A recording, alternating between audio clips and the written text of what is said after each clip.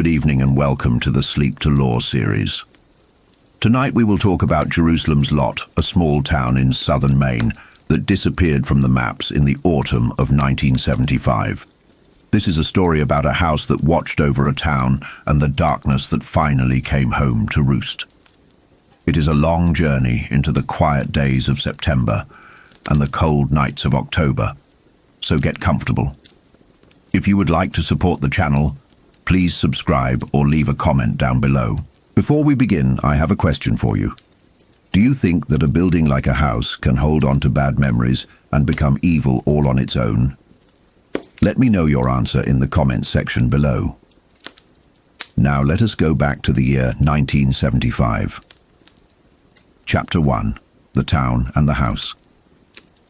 The man driving the car was named Ben Mears.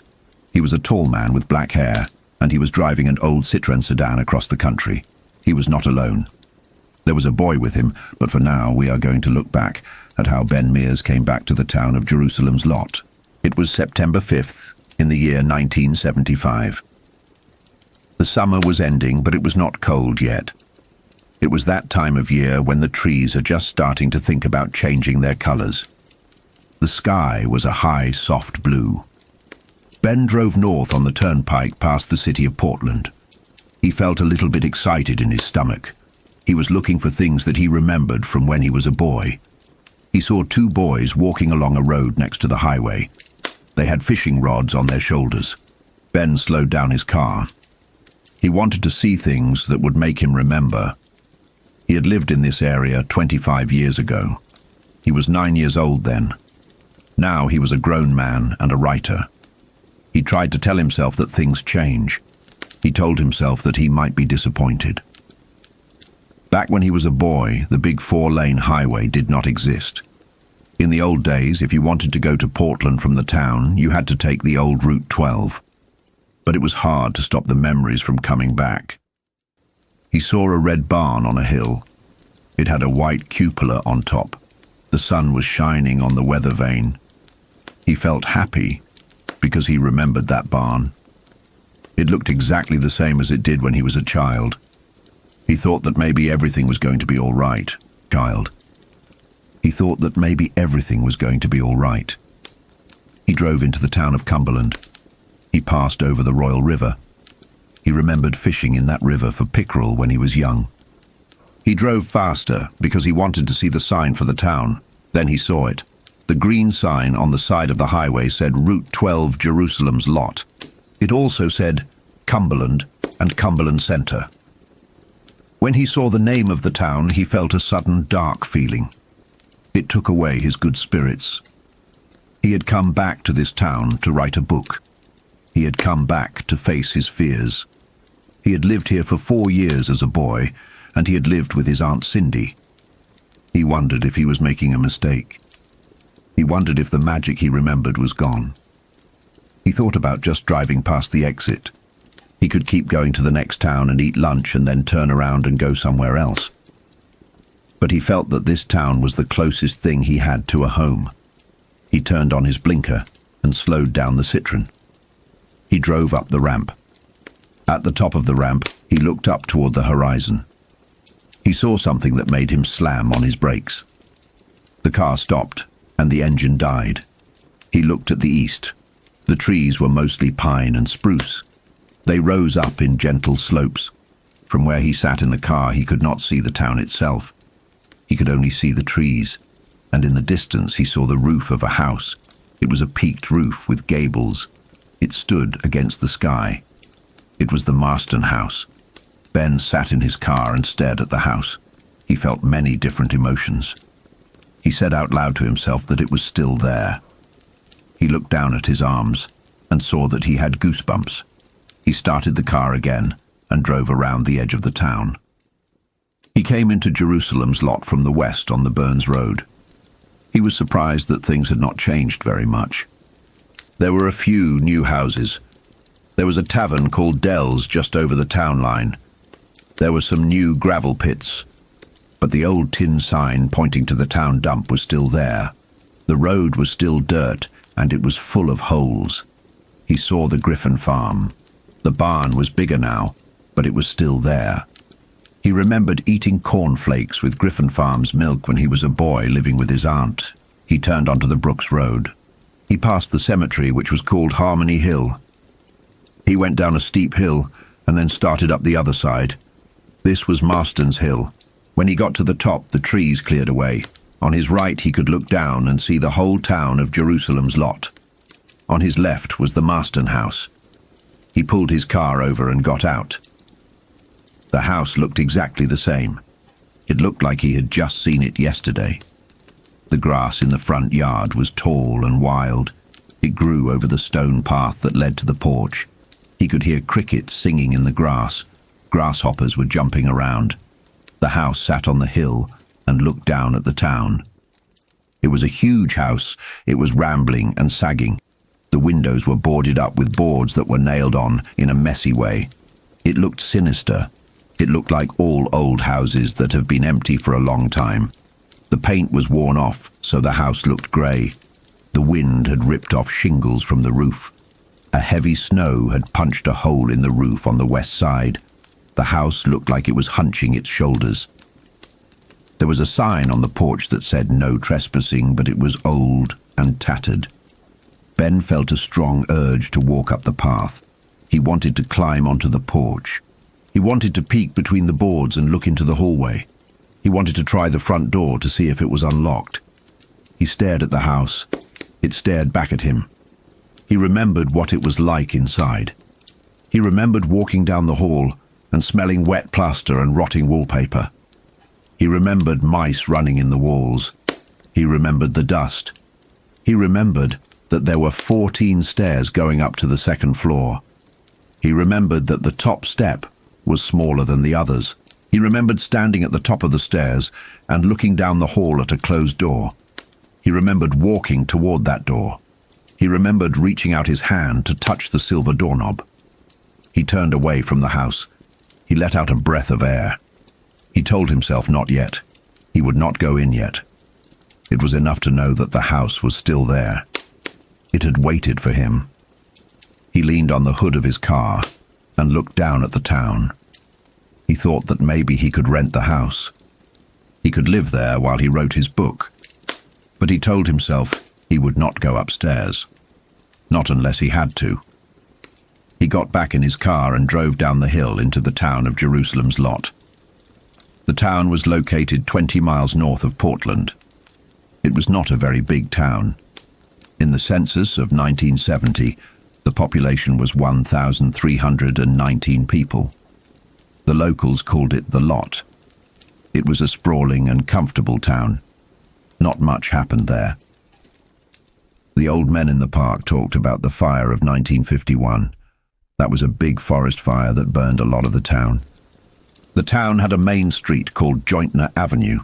It was named after a man named Elias Jointner. A street called Brock Street crossed the main avenue in the middle of town.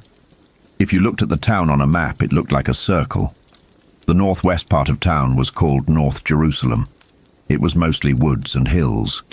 This is where the Marsten House stood. The northeast part of town was open land. There were fields of hay and timothy grass. The Royal River ran through this part. It flowed under a wooden bridge on Brock Street. The river went north to the town limits where there were stone cliffs. The local kids called the cliffs Drunk's Leap because a man fell off them once. The southeast part of town was where the farms were. Charles Griffin owned a big dairy farm there. You could see his big barn from Schoolyard Hill. Many people who worked in the cities of Portland or Lewiston lived in houses in this part of town.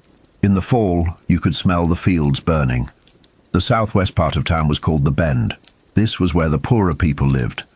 There were many trailers and small shacks. The yards were full of old cars and toys. There was a place called Dell's, where people went to drink and dance. The town government was run by a board of selectmen. There was a town constable named Parkins Gillespie. There was no big police force. There was a volunteer fire department, but it was mostly a social club for old men. The town did not have its own water pipes or sewers. Everyone had their own wells and septic tanks. Jerusalem's Lot was a quiet town. It did not know much about the problems of the outside world. People watched the news on TV, but it seemed far away. They cared more about local gossip. Ben Mears went into town and found a boarding house. It was run by a woman named Eva Miller. He rented a room on the 3rd floor. He liked the room because it looked out at the Marsten House. He paid Eva Miller for the room, and she told him about the other people who lived there. There was an old man named Weasel Craig who did chores for her. There were some men who worked at the mill. Ben began to settle into the town. He went to the park. One day he was sitting on a bench in the park reading a book. He saw a girl watching him. She was very pretty. She had blonde hair, and she was wearing a silk scarf. She was reading a book too. Ben saw that the book she was reading was one of his own novels. He had written 3 books. He walked over to her. He asked her if they knew each other. She said no, but she knew who he was. She showed him the picture on the back of the book. Her name was Susan Norton. She was a local girl. She had gone to college in Boston, but she had come back to the town. She wanted to be an artist. Ben liked her immediately. He asked her if he could buy her a soda. They went to a place called Spencer's, which was a drugstore with a soda fountain. They sat at the counter and drank sodas. They talked about the town. Ben told her that he had lived here when he was a boy. He told her about his Aunt Cindy. He told her that he had come back to write a book about the town. Susan was interested. She asked him about his writing. They talked for a long time. Ben felt comfortable with her. He asked her if she would like to go to the movies with him that night. She said yes. Ben walked back to the boarding house. He felt good. He walked past the municipal building. He saw the Constable Parkins Gillespie sitting on the steps. He saw a deputy named Nolly Gardner. They watched him go by. Parkins Gillespie knew everything that happened in the town. He knew that Ben was a writer. He knew that Ben was going out with Susan Norton. He sat on the steps and smoked a cigarette. He cleaned his fingernails with a knife. He told Nolly that Ben had been asking about the Marsten House. He told Nolly that Ben had tried to rent the Marsten House, but it was already sold. Nolly was surprised. He asked who had bought the Marsten House. Parkins said he did not know much about it, but he heard that a man named Straker had bought it. He also heard that Straker had bought the old laundromat in town. While Ben was settling in, there were other things happening in the town. A man named Richard Straker had arrived. He was a bald man who dressed in a suit. He drove a black Packard car. He had come to the office of Larry Crockett. Larry Crockett was a real estate agent and a selectman. He was one of the richest men in town. Straker had come to Larry Crockett's office over a year ago. He had walked in and sat down. He told Larry that he wanted to buy the Marsten House. He also wanted to buy a business building in town. He spoke in a flat voice. He did not smile. He told Larry that he and his partner were going to open a furniture store. His partner's name was Kurt Barlow. Straker said that Barlow was away on a buying trip in New York. Larry Crockett was a man who liked to make money. He knew that the Marsten House was just an old wreck on a hill. He knew that the people in town thought it was haunted. He knew about the bad history of the house. But Straker offered to pay cash. He offered to pay a lot of money. But Straker had conditions. He told Larry that he wanted the deal to be secret. He did not want people to know who bought the house until they were ready to open their business. Larry agreed to the deal. He liked the money. He sold Straker the house and the old laundromat building. Now it was a year later.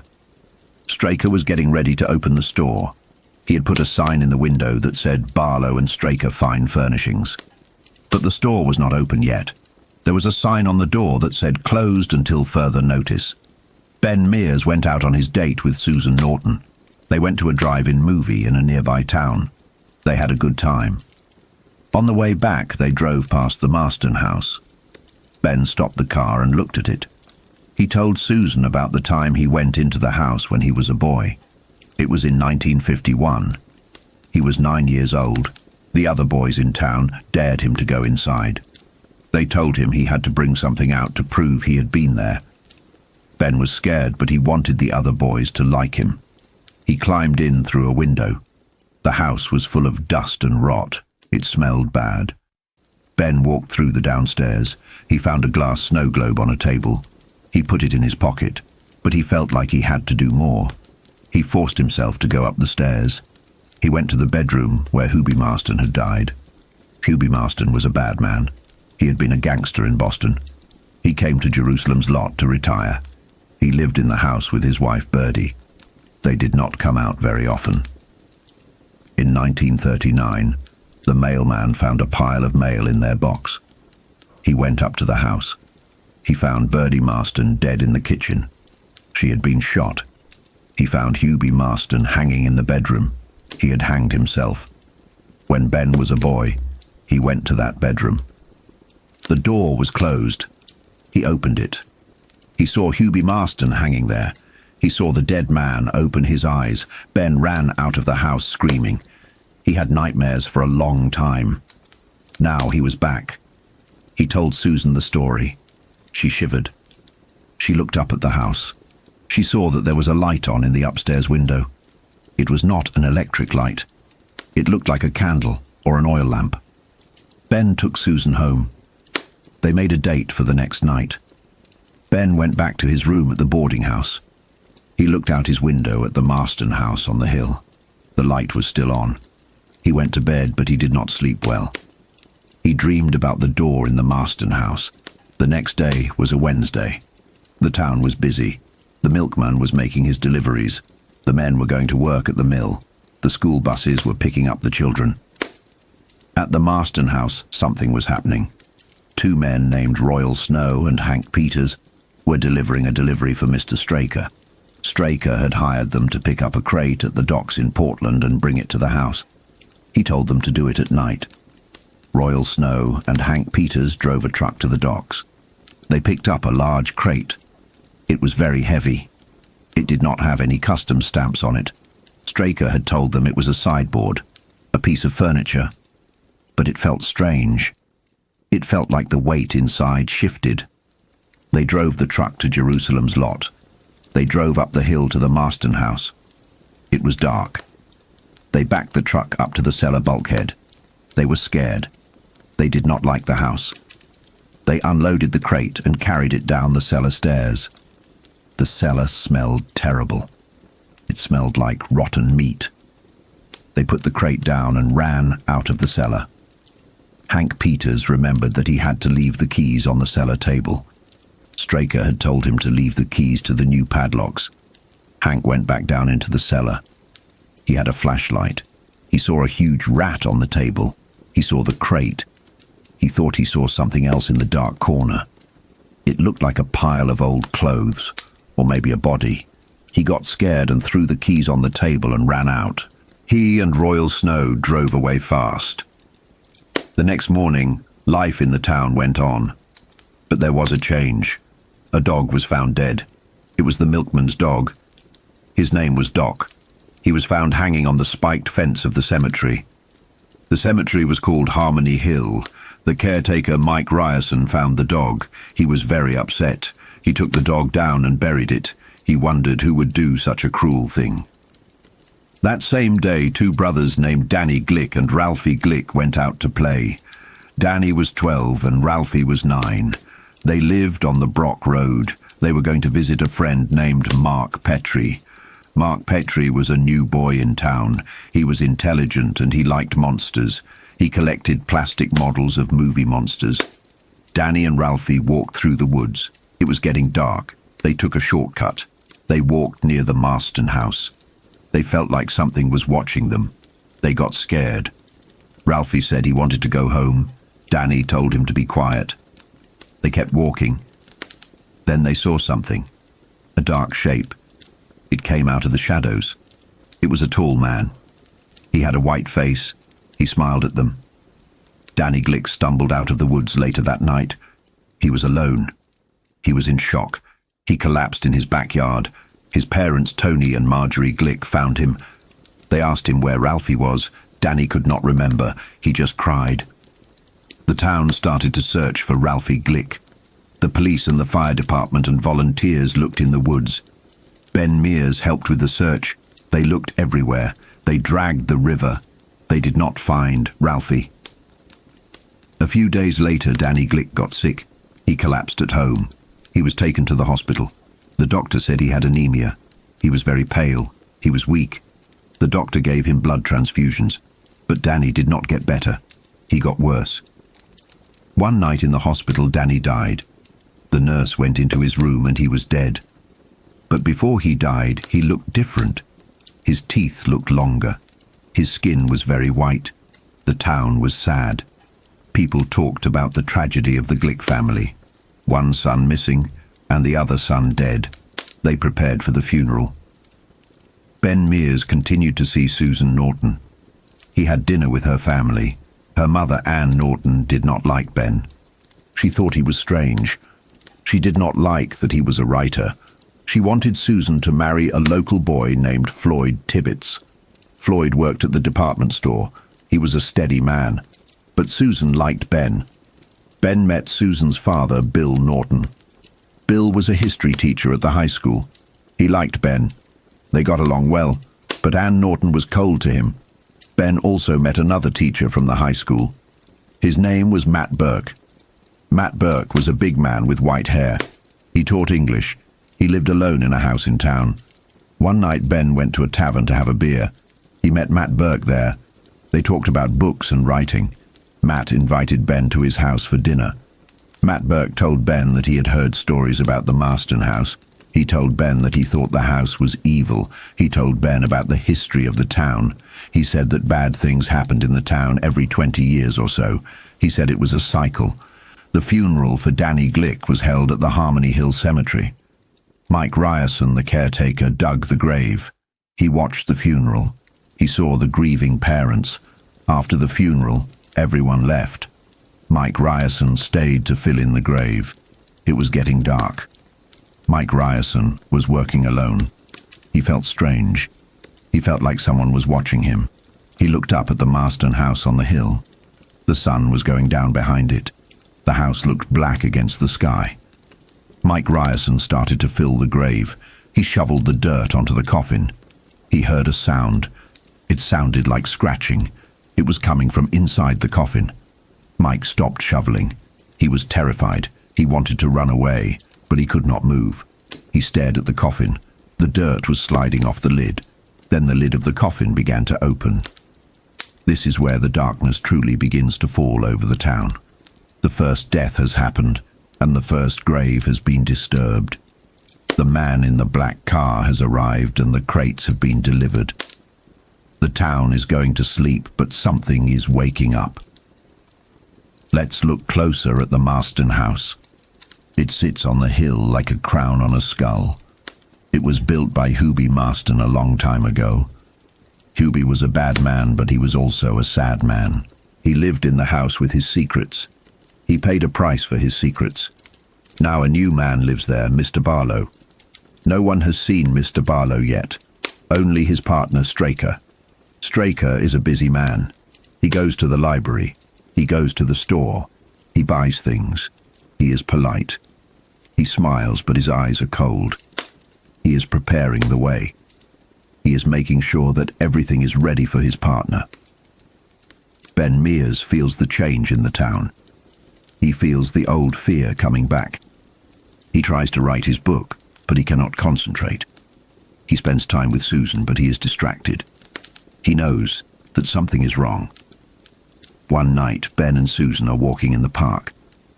They look up at the Marsten House. They see the lights. They wonder who is up there.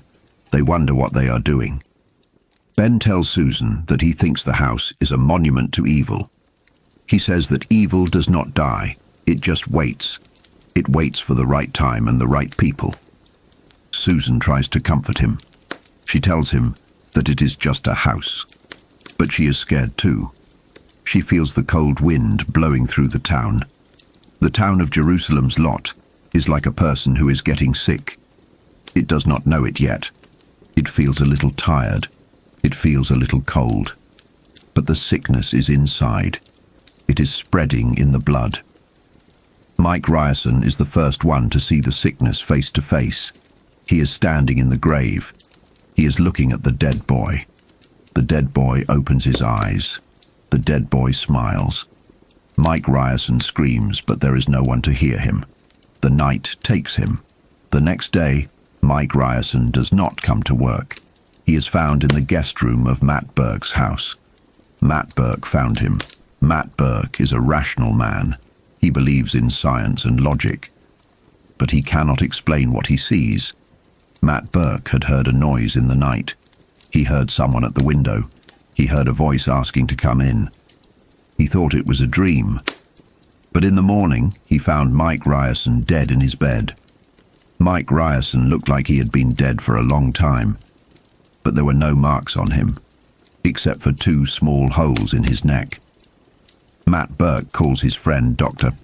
Jimmy Cody. Jimmy Cody is a young doctor. He examines Mike Ryerson. He is puzzled. He cannot find a cause of death. He sees the marks on the neck, but he does not know what made them. Matt Burke calls Ben Mears. He asks Ben to come over. He tells Ben what happened. Ben comes to the house. He looks at the body. He sees the marks. He knows what they are. Ben tells Matt and Jimmy his theory. He tells them about vampires. Jimmy Cody laughs. He says vampires are not real. Matt Burke is not so sure. He remembers the stories. He remembers the history of the house. They decide to watch the body. They want to see if it moves. They want to see if it wakes up when the sun goes down. They wait in the room. The sun begins to set. The shadows get longer. The room gets dark. Suddenly the body on the bed moves. Mike Ryerson sits up. His eyes are open. They are not human eyes anymore. They are red and glowing. He looks at them. He smiles. He shows his teeth. His teeth are long and sharp. Matt Burke holds up a cross. Mike Ryerson screams. He jumps back. He jumps out the window and disappears into the night. Now they know. The town is under attack. The vampire has come. Ben Mears and Matt Burke and Jimmy Cody make a plan. They have to fight the vampire. They have to find his hiding place. They have to destroy him. But they are only 3 men. The vampire is strong. He has been alive for centuries. He has servants. He has the town. The sickness spreads. More people disappear. More people die. The Glick family is gone. Floyd Tibbets is acting strange. He attacks Ben Mears. He warns Ben to leave town. He says the master does not like him. Susan Norton is worried about Ben.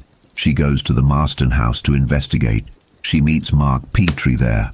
Mark Petrie is just a boy, but he knows about vampires. He has read the books. He knows what to do. They go into the house. They search for the vampire's coffin. They go down to the cellar, but they are caught. Straker catches them. He ties them up. He tells them that the master will be pleased. Mark Petrie escapes. He uses his knowledge of knots to untie the ropes. He hits Straker with a heavy steel leg from an iron bed. He runs away. But he cannot save Susan. Susan is left behind. The vampire wakes up. He finds Susan. He takes her. Now Susan is one of them. Ben Mears stays behind to make wooden stakes. Jimmy Cody and Mark Petrie go out to hunt. They go to the trailer park. They find the McDougal family hiding in the darkness. They are all vampires now. Even the baby. Jimmy and Mark destroy them. Ben Mears stays behind to make wooden stakes. Jimmy Cody and Mark Petrie go out to hunt. They go to the trailer park. They find the McDougal family hiding in the darkness. They are all vampires now. Even the baby. Jimmy and Mark destroy them. They are cleaning up the town one by one. But the master is still out there. Barlow is still alive. He is hiding. He is waiting. The group of hunters gets smaller. Matt Burke has a heart attack. He is in the hospital. He cannot help them anymore. Father Callahan joins them. He is the local priest. He wants to help. He goes to the Petrie house to talk to Mark's parents. But Barlow is there. He kills Mark's parents. He confronts Father Callahan. He challenges the priest's faith. Father Callahan wavers. He doubts. Barlow overpowers him. He forces the priest to drink his blood. Now Father Callahan is unclean. He cannot go into the church. He leaves town in shame. Jimmy, Cody and Mark go to the boarding house. They think Barlow is hiding there. Jimmy goes down the stairs first, but it is a trap. The stairs have been cut. Jimmy falls onto a bed of knives and dies. Mark barely manages to save himself. Now it is only Ben Mears and Mark Petrie, a man and a boy. They are the only ones left to fight the monster. They go to the boarding house. They know Barlow is there. It is almost sunset. They have to hurry. They go down into the cellar. They find the coffin. Barlow sits up. He is awake. He looks at Ben. He tries to hypnotize him. He tries to make Ben his slave. But Ben is strong. He fights the vampire's mind. He grabs a stake. He grabs a hammer. He drives the stake into the vampire's heart. Barlow screams. His body crumbles. He turns to dust. The king vampire is dead. But the town is still sick. There are other vampires. The people who were bitten are still there. They are hiding in the dark places. They are waiting for the night. Ben and Mark leave the town. They drive away. They go to Mexico to heal. They try to forget the horror, but they cannot forget. They know that the town is still there. They know that the evil is still there. Years later, they come back. They come back to finish the job. They start a fire in the woods. The wind blows the fire toward the town. The town begins to burn. The fire will purify the town. It will burn the houses. It will burn the hiding places. It will burn the vampires. Ben and Mark watch the fire from a distance. They know that it is over. The shadow over Jerusalem's lot is finally lifted. The town is gone. The evil is gone. Chapter 2. The Children of the Night. The sun was setting on Jerusalem's lot. It was a Wednesday evening and the light was turning gold and orange across the tops of the trees. The air was cooling down. It was the kind of evening that makes you think of coming inside and being safe and warm. But for two young boys, it was a time to be out in the world. Danny Glick was 12 years old. His brother Ralphie Glick was 9. They lived with their parents Tony and Marjorie Glick on the Brock Road. It was a normal house in a normal town. The boys were normal boys. They liked games and they liked to play. On this particular evening they had a destination. They were going to visit a friend. The friend's name was Mark Petrie. Mark lived on the other side of the woods on South Jointner Avenue. Mark was a smart boy. He was small and he wore glasses. He had a collection that all the other boys admired. He collected plastic models of monsters. He had the Wolfman and the Mummy and Dracula and Frankenstein. He painted them and glued them together and kept them in his room. Danny and Ralphie wanted to see them. They wanted to see the monsters. Their mother, Marjorie Glick, told them they could go, but she gave them an order. She told them they had to be home by 9 o'clock. It was a school night and they needed their sleep. Danny promised they would be back. He told his mother not to worry. He took his little brother Ralphie by the hand and they walked out into the evening.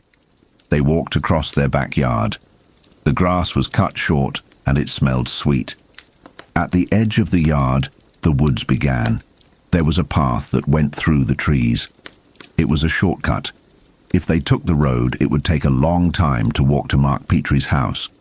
But if they took the path through the woods, they could be there in 10 minutes. It was a path that many children used. It went down a slope and crossed a small stream called Crockett Brook, and then went up the other side to Jointner Avenue. The boys entered the woods. The light changed immediately. Under the trees it was darker. The leaves blocked out the orange sun. The air was cooler here. It smelled of pine needles and damp earth. They walked along the beaten dirt of the path. Their feet made soft sounds on the ground. Danny felt brave. He was the older brother. He was 12. He wanted to show Ralphie that he was not afraid of anything. He started to tease his little brother. He told Ralphie that Mark Petrie had all the monsters. He listed them. He talked about the Chamber of Horrors model. Ralphie was 9. He was not as brave as Danny. He held on to Danny's hand. He looked at the shadows in the woods. The trees seemed very tall and very close together. The wind moved the branches and they made scratching sounds. They came to the brook. Crockett Brook was not very deep. It flowed over gravel and stones. There were stepping stones that the children used to cross the water. The water made a gurgling sound as it moved past the stones. It sounded like a voice murmuring in the dark. Danny stepped onto the stones. He balanced carefully. He turned back to look at Ralphie. He teased him again. He said he was going to push him in. Ralphie cried out. He told Danny not to push him. He was afraid of the water. Danny laughed. He said he would push him into the quicksand. There was a story in the town about quicksand. The older boys talked about it. They said there was quicksand in the woods, and if you stepped in it, you would sink down and disappear. Danny told Ralphie about a boy who got lost in the quicksand. He said the boy screamed, but no one heard him. Ralphie said there was no quicksand. He moved closer to his brother. He wanted to be on the other side of the brook. He wanted to be out of the woods. Danny told him that the ghost of the lost boy still haunted the woods. He said that sometimes the ghost would come out and grab you. He said the ghost had a face covered in mud. Ralphie was getting very scared now. The woods were getting darker. The sun was almost gone. The whippoorwills had stopped singing. The crickets were chirping loudly.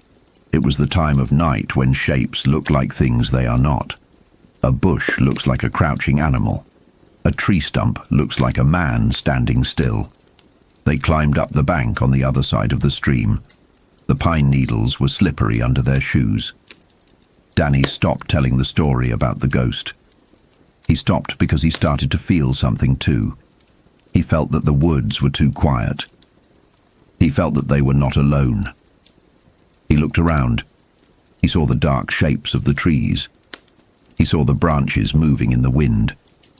He heard a twig snap. It was a sharp sound. It sounded like a foot stepping on a dry branch. Danny wished they had taken the road. He wished they were not in the woods. Ralphie whispered to him. He said he was scared. He said he saw something. He said he saw a face. Danny told him to be quiet. He told him not to be stupid, but his heart was beating fast. He took Ralphie's hand tighter. He started to count his steps. He told himself that they would be at the road soon. He told himself that they would see the street lights. They walked faster. Their feet crunched on the ground. Then Ralphie screamed. He screamed that he saw the ghost. He screamed that he saw eyes. Danny felt a terrible fear. It was like cold water running over him. He wanted to run. He wanted to leave his brother and run as fast as he could, but Ralphie was holding on to him. Ralphie was crying. Danny looked where Ralphie was looking. He looked into the deep shadows of the trees. At first, he saw nothing. Just the blackness, just the night. But then he felt it. He felt a presence. It was a heavy feeling. It was a feeling of being watched by something that was not friendly. It was a feeling of danger. He smelled something. It was not the smell of pine needles or earth. It was a different smell. It was a savage smell. Then the darkness seemed to move. A shadow detached itself from the other shadows. It was tall. It was the shape of a man, but it moved very smoothly. It did not walk like a normal man. It seemed to float. The face was pale. It was white like paper. It seemed to glow in the dark. The eyes were dark holes, and the mouth was smiling. Danny told Ralphie to run. He shouted it, "Run!" But Ralphie could not run. He was frozen with fear. He stood there and stared at the thing in the woods. The thing moved closer.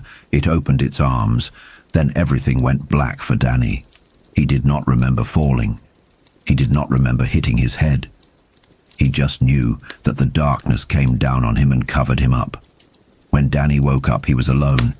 He was lying on the ground. The woods were silent. The moon was up. He felt sick. He felt weak. He sat up and looked around. He called for Ralphie. He called his brother's name. Ralphie, Ralphie. There was no answer. The woods were empty. The path was empty. Ralphie was gone. Danny stood up. His legs were shaking. He stumbled along the path. He did not go to Mark Petrie's house. He went back the way he came. He went back toward his own house. He crossed the stream. He climbed the bank. He walked through the backyard. He fell down beside the brick barbecue in the backyard. He could not go any farther. He lay there in the grass. He was confused. He felt like he was in a dream, a bad dream that would not end. His parents, Tony and Marjorie Glick, were inside the house. They were worried. It was past 9 o'clock and the boys were not home. Marjorie called the Petrie house. She asked if the boys were there. Mrs. Petrie said no. She said the boys had not come. Tony Glick went outside. He had a flashlight. He was going to look for them. He thought maybe they were playing a game. He thought maybe they lost track of time. He found Danny lying in the grass. Danny was dazed. He had grass in his cuffs and leaves in his hair. He looked at his father with wide, empty eyes. Tony picked him up. He asked him what happened. He asked him where Ralphie was. Danny spoke slowly. He said they went into the woods. He said Ralphie saw a ghost. He said he got scared. He said everything went dark. He said he woke up and Ralphie was gone. Tony Glick called the police. He called the town constable Parkins Gillespie. Parkins came to the house. He listened to the story. He said they should search the woods. They gathered men to help. They got powerful flashlights. They went into the woods. They called Ralphie's name. They walked up and down the path. They looked behind the trees and under the bushes. They found nothing. The woods were empty. The only sound was the wind and the voices of the men calling for a boy who was not there. The search continued the next day. The state police came. They brought dogs. They walked through the woods in long lines. They searched the fields around the town. They searched the river. They dragged the bottom of the Royal River with hooks. They found nothing. It was as if the earth had opened up and swallowed Ralphie Glick. Danny Glick stayed home. He was not well. He lay in his bed and stared at the ceiling. He did not want to eat. He did not want to talk. His mother sat with him. She was crying. She was terrified. One son was gone, and the other son was sick. Danny started to change. He became very pale. His skin looked like wax. He had dark circles under his eyes. He slept a lot. But when he slept, he did not look peaceful. He tossed and turned. He mumbled in his sleep. On the 5th day after Ralphie disappeared, Danny collapsed. He was walking to the bathroom and he fell down in the hallway. His mother found him. She screamed. They called an ambulance. They took Danny to the Central Maine General Hospital. The doctors examined him. They did tests. They took his blood. Dr. Jimmy Cody was the family doctor. He came to the hospital to see Danny. He was puzzled. The tests showed that Danny was anemic. He had very few red blood cells. It was like he was bleeding from somewhere, but there was no wound. There was no internal bleeding. He was just losing blood. Dr. Cody looked at Danny's neck. He saw 2 small marks. They were like scratches. They were small and red. They were right over the carotid artery. Dr. Cody thought they were insect bites. Or maybe Danny had scratched himself. He did not think much about them. The doctors gave Danny blood transfusions. They tried to put blood back into him. They gave him vitamins. They hoped he would get better. But Danny did not get better. He got worse. He lay in the hospital bed and faded away. It was like a fire going out. One night the nurse came into his room. It was late. She wanted to give him his medicine. She looked at the bed. The bed was empty. She was surprised. She thought Danny had gone to the bathroom. She looked around the room. Then she saw him. Danny was lying on the floor by the window. The window was open. The night air was blowing in. Danny was curled up in a white heap. He was not moving. The nurse ran to him. She touched him. He was cold. He was dead. But he did not look like a normal dead person. He looked peaceful. His face was calm. And there was something else. His lips were pulled back a little. His teeth showed. They looked long. They looked sharp. The nurse called for the doctor. The doctor came and pronounced Danny dead. He said it was heart failure caused by the anemia. He said it was a tragedy. The Glick family was destroyed. Tony Glick was in shock. Marjorie Glick fainted when she heard the news. They had lost both their sons in less than a week. The town of Jerusalem's lot was quiet. People talked in low voices in the store. They talked about the poor Glick family. They talked about the missing boy and the dead boy. They felt a shadow over the town. They did not know what it was, but they felt it.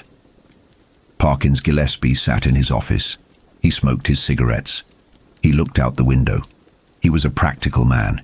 He did not believe in ghosts or monsters, but he could not explain what happened to Ralphie Glick. He could not explain why Danny Glick died so quickly. He felt that something bad had come to his town. Ben Mears heard the news. He was still staying at Eva Miller's boarding house. He heard it from the other boarders. He heard it from Susan Norton. Ben felt a coldness in his stomach. He remembered the Marsten House. He remembered the feeling he had when he looked at it. He remembered the stories about Hubie Marsten. He went to the library. He looked at old newspapers. He read about the history of the town. He read about other children who had disappeared in the past. He saw a pattern. Every 20 years or so, people disappeared. People died. And it always seemed to happen around the Marsten House. He talked to Matt Burke. Matt Burke was the high school teacher. He was an intelligent man. He had read many books. He knew the folklore. Matt Burke told Ben about vampires. At first, Ben did not want to believe it. It sounded crazy. Vampires were in movies. They were in comic books. They were not real. They did not live in small towns in Maine in 1975. But the facts were there. The missing child, the anemia, the marks on the neck, the feeling of dread in the air. Ben and Matt sat in Matt's house and talked into the night. They talked about the nature of evil. They talked about how a house could become a magnet for bad things. They talked about how a town could be infected. While they talked, the town slept. But it was not a peaceful sleep. In the funeral home, Danny Glick lay in his coffin. He was dressed in a suit.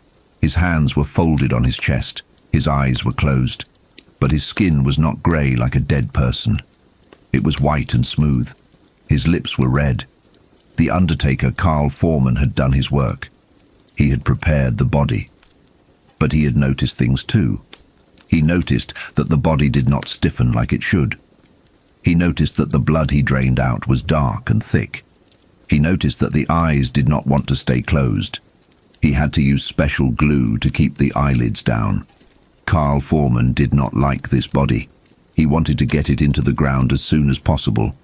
The funeral was scheduled. The town prepared to say goodbye to Danny Glick. But Danny Glick was not gone. Not really. In the dark of the funeral home, in the quiet room where the coffin sat, something was happening. A change was taking place. The cells were not dying.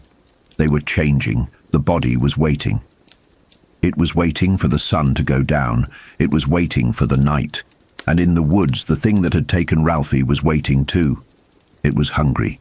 It had tasted blood, and it wanted more. The town of Jerusalem's lot was like a sheep pen, and the wolf was inside.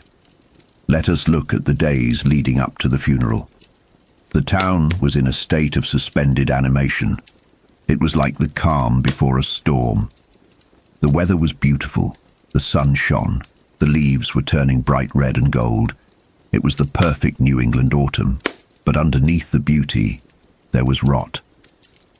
Susan Norton felt it. She was a sensitive girl. She felt the change in Ben. She saw the worry in his eyes. She wanted to help him, but she did not know how. She tried to tell her mother that Ben was a good man, but her mother would not listen. Her mother was afraid too. Fear makes people angry. Floyd Tibbets felt it too. Floyd was the man who wanted to marry Susan.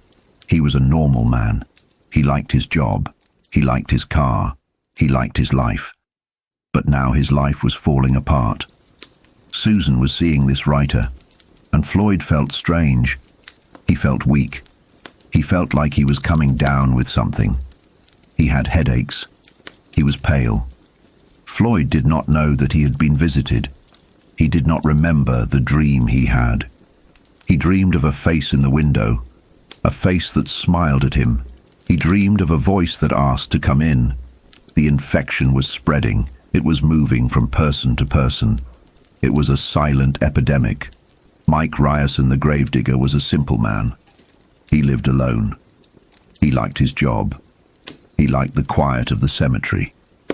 He liked to dig in the earth. He was strong and healthy. But Mike Ryerson was about to become a player in this tragedy. He was the one who had to dig the grave for Danny Glick. He was the one who had to put the boy in the ground. The day of the funeral arrived. It was a somber day. The sky was grey. The wind was blowing. The leaves swirled around the gravestones in Harmony Hill. The hearse drove up the hill. The cars followed. The people got out. They stood around the open grave. They wore black. They cried. Father Callahan stood at the head of the grave. He read the service. He spoke about life and death. He spoke about the resurrection. He spoke about the soul going to heaven.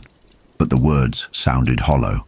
They sounded weak against the grey sky and the dark woods. Tony Glick stood by the grave.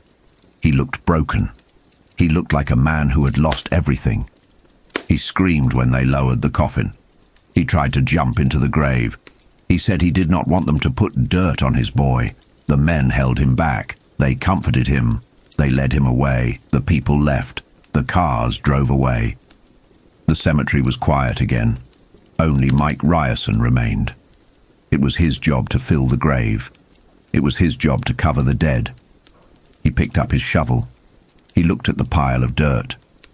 He looked at the coffin down in the hole. The sun was setting.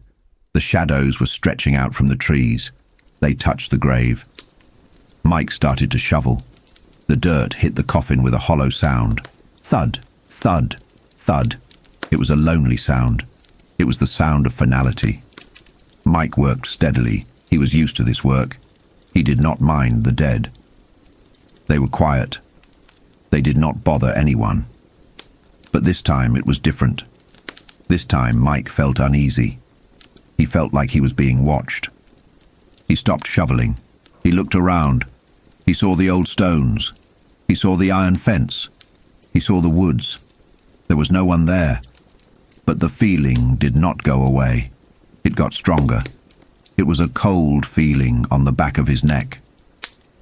He looked up at the hill overlooking the cemetery. He looked at the Marsten House. The house was dark. The shutters were closed, but it seemed to be looking at him. It seemed to be grinning. Mike shivered. He told himself it was just his imagination. He told himself to hurry up and finish the job. He shoveled faster. He wanted to get out of there. He wanted to go home and have a beer and forget about the dead boy. Then he heard it. It was a small sound. A scratching sound. Scritch. Scratch. It was coming from the grave. It was coming from the coffin. Mike froze. He held his shovel tight. He listened. Scritch. Scratch. It was the sound of fingernails on wood. It was the sound of something trying to get out. Mike's heart hammered in his chest. He told himself it was impossible. The boy was dead. He was dead in a box. But the sound continued. And then the dirt on top of the coffin began to move. It shifted. It slid down the sides. Mike stared. He could not look away. The lid of the coffin moved. It pushed up. Mike dropped his shovel. He wanted to run. He wanted to scream. But his voice was stuck in his throat. The lid opened wider. A hand came out, a pale white hand. It gripped the edge of the coffin. Then the face appeared. It was Danny Glick. But it was not the Danny Glick who had played baseball. It was not the Danny Glick who had walked in the woods. This was a thing of the night. The face was white. The eyes were open. They were staring at Mike.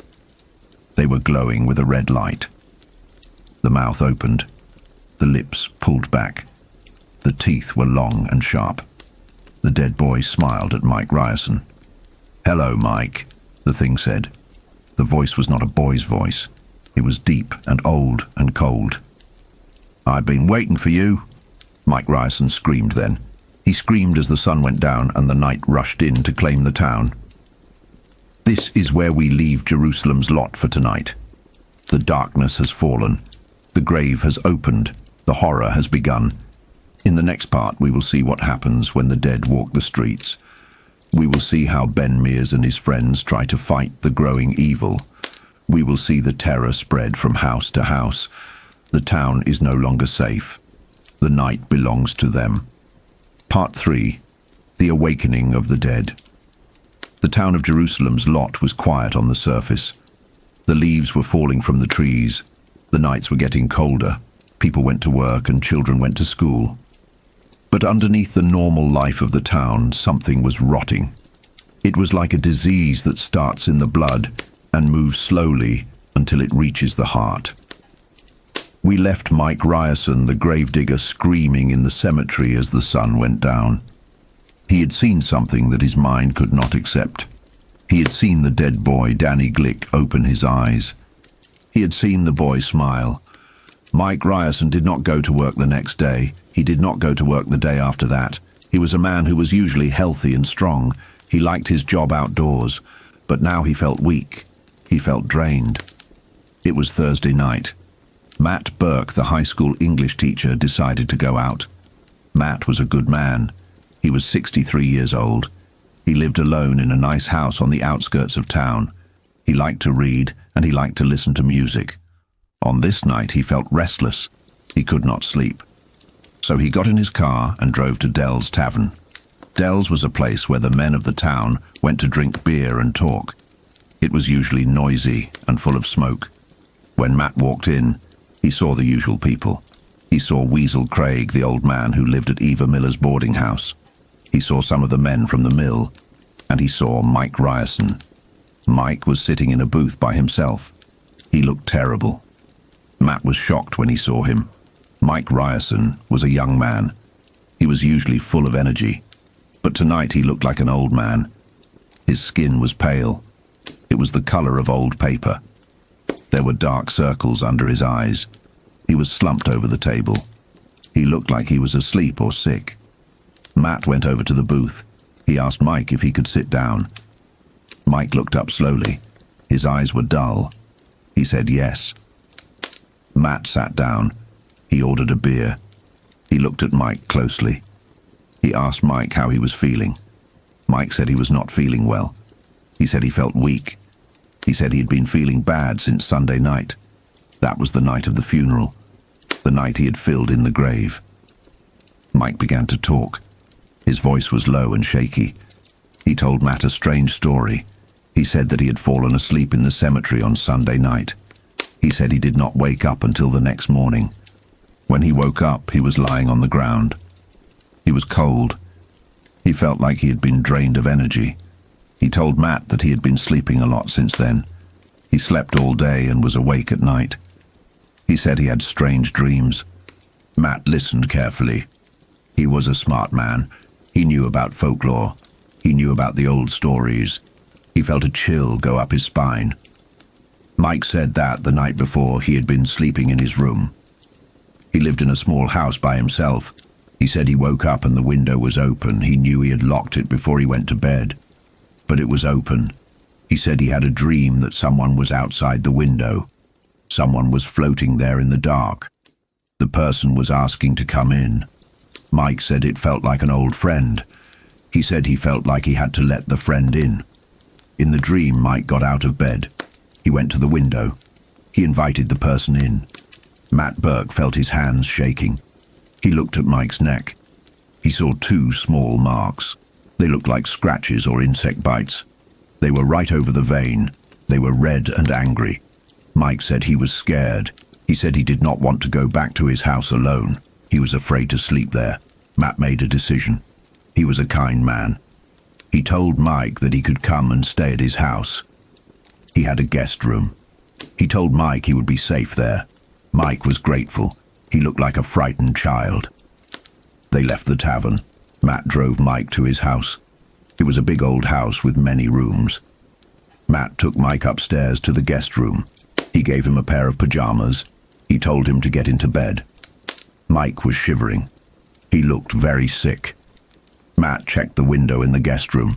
He made sure it was locked. He made sure the latch was tight. He wanted Mike to be safe. Mike got into bed. He fell asleep almost immediately.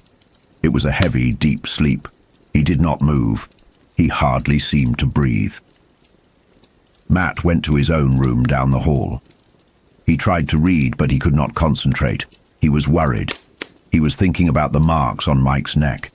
He was thinking about the story of the open window. He was thinking about the Glick boy who had died of anemia. Matt knew what these things meant in the old stories. He knew about vampires, but he was a modern man. He lived in the 20th century. He did not want to believe in monsters. He tried to tell himself there was a logical explanation. Maybe Mike was just sick. Maybe he had a virus.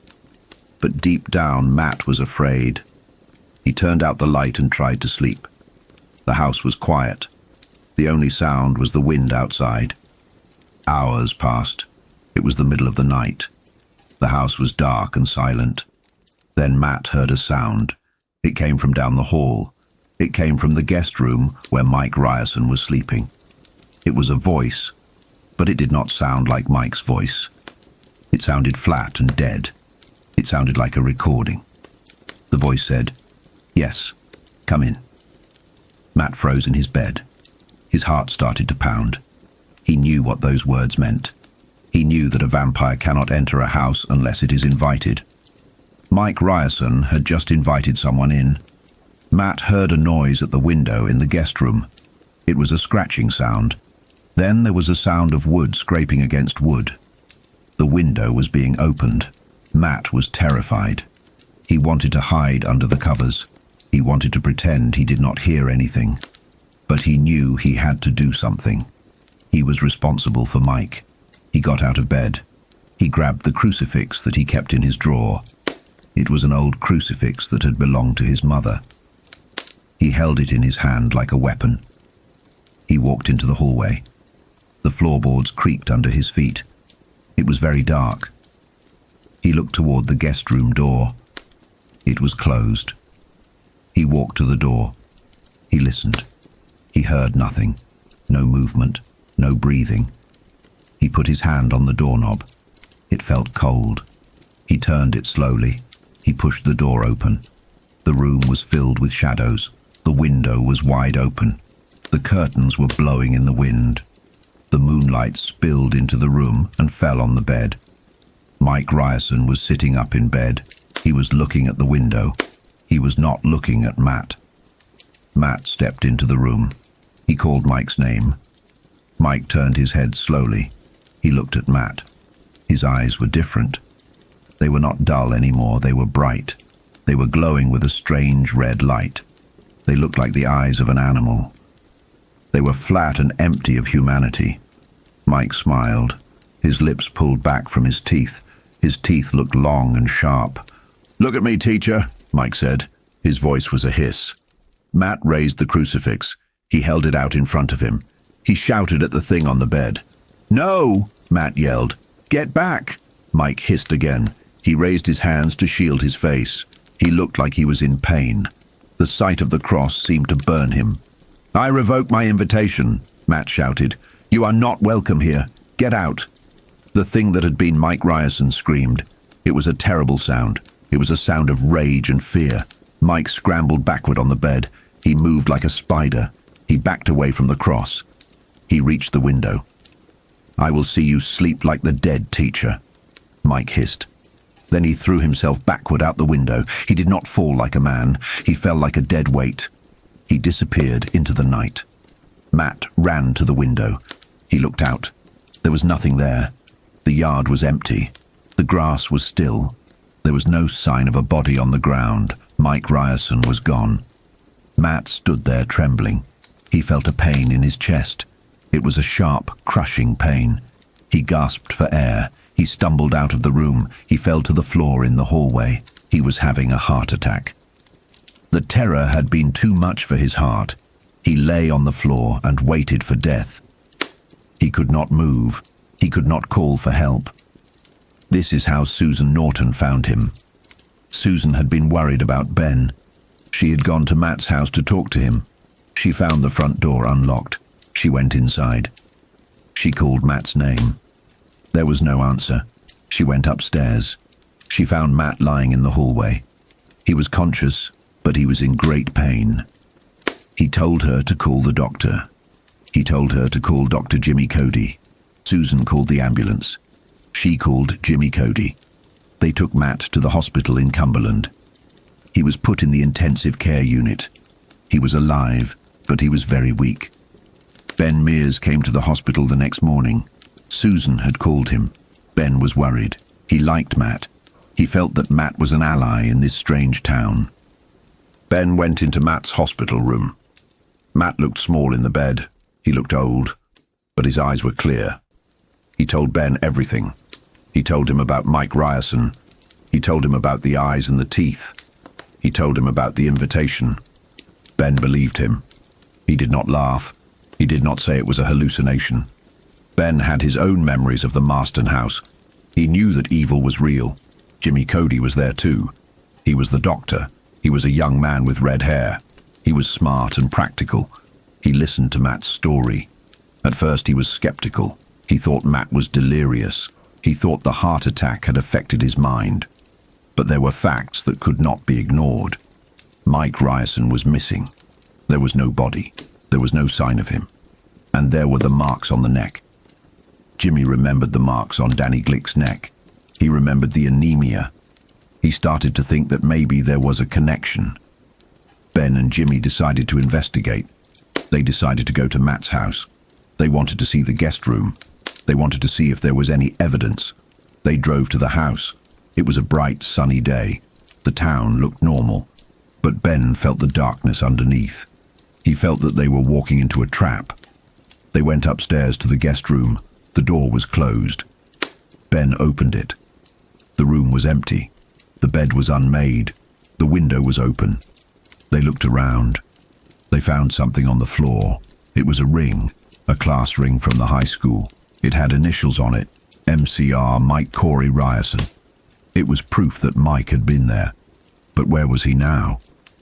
Ben and Jimmy looked at each other. They knew what they had to do. They had to find Mike Ryerson. They had to find out if he was dead or something else. They decided to check the other places Mike might be. They checked his house. It was empty. They checked the cemetery. He was not there. Then Jimmy Cody had an idea. He remembered that Mike worked for the funeral home sometimes. He helped the undertaker, Carl Foreman. Maybe Mike was at the funeral home. They drove to the funeral home. It was closed. The sign on the door said closed. But there was a light on in the back. They broke in. They went into the embalming room. It was cold and smelled of chemicals. There were tables for the bodies. And there was Mike Ryerson. He was lying in a crate in the corner. He was dead. He was cold and stiff. Jimmy examined him. He saw the marks on the neck. They were not scratches anymore. They were holes, puncture wounds. The flesh around them was white and puckered. Mike Ryerson had been drained of blood. Ben Mears looked at the body. He felt sick. He felt a great sadness. Mike had been a nice guy. He was just a simple man who did his job. He did not deserve this. But Ben also felt a cold determination. He knew now what they were facing. It was not a disease. It was not a maniac. It was a vampire, a master vampire who had come to town to feed. Matt Burke was right. The evil had come home. While Ben and Jimmy were discovering the truth about Mike Ryerson, another tragedy was unfolding in the town. Out in the bend where the trailers were, there was a young couple named Roy and Sandy McDougal. They had a baby boy named Randy. He was 10 months old. Sandy McDougal was young and unhappy. She felt trapped in the trailer with a crying baby. Her husband Roy worked hard, but they never had enough money. They fought a lot. The baby Randy had been crying for days. He was pale. He would not eat.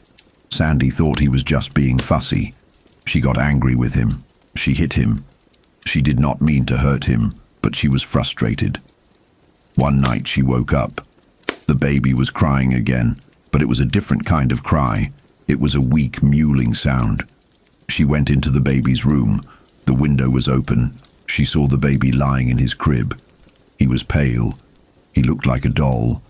And standing over the crib was a figure. It was a small figure. It looked like a child. It was Danny Glick. Danny Glick was dead. Everyone knew that. He had been buried in the ground. But here he was. He was standing in the trailer. He was looking at the baby. He was smiling. Sandy screamed. She screamed so loud that the neighbors heard her. Danny Glick turned and looked at her. His eyes were red. He hissed at her. Then he jumped out the window. Sandy grabbed her baby.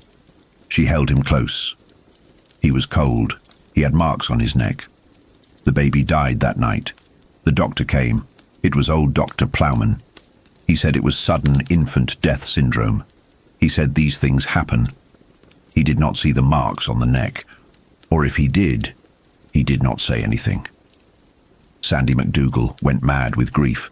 She blamed herself. She thought she had killed him because she hit him. She was taken away to a mental hospital. Roy McDougal was left alone in the trailer. He sat in the dark and drank beer. He did not know what had happened. He only knew that his life was over. But the horror was not done with the McDougal family. The next night, Roy was sleeping on the couch. He heard a noise, a scratching at the door. He got up and opened the door. His wife Sandy was standing there. She was wearing her hospital gown. She was pale. She was smiling. "Let me in, Roy," she said. "I want to see the baby." Roy stared at her. He knew she was in the hospital miles away. He knew she could not be here. "Let me in," she said again. Her voice was sweet and cold. Roy backed away. He saw her eyes. They were red. He tried to shut the door, but she was too strong. She pushed it open. She came inside. She jumped on him. She was like a wild animal. She bit him. She drank his blood. Now the McDougal family was gone. They were all part of the darkness.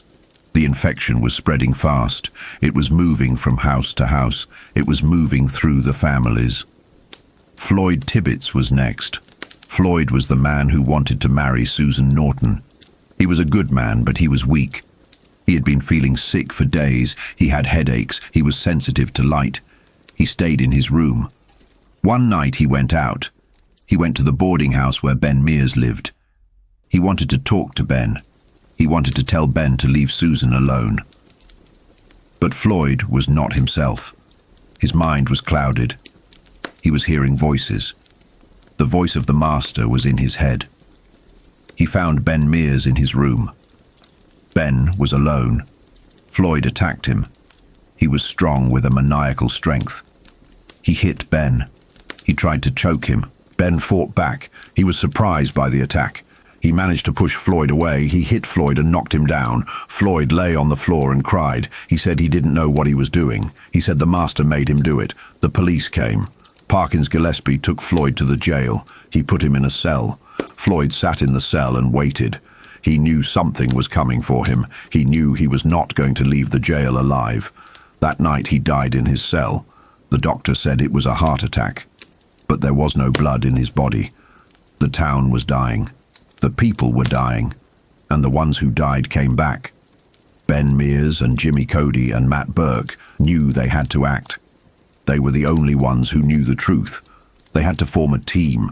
They had to become hunters. They needed help. They needed someone who knew about faith. They needed a priest. They went to see Father Callahan.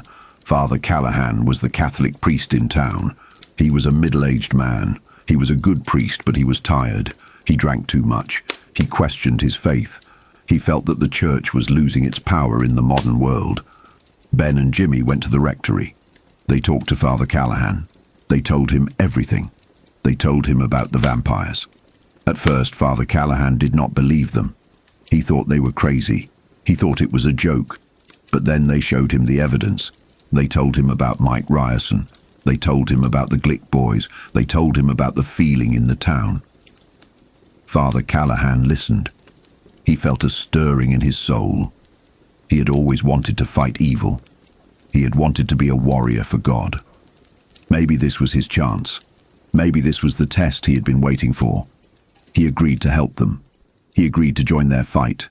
Now they were four: a writer, a teacher, a doctor, and a priest, and a boy.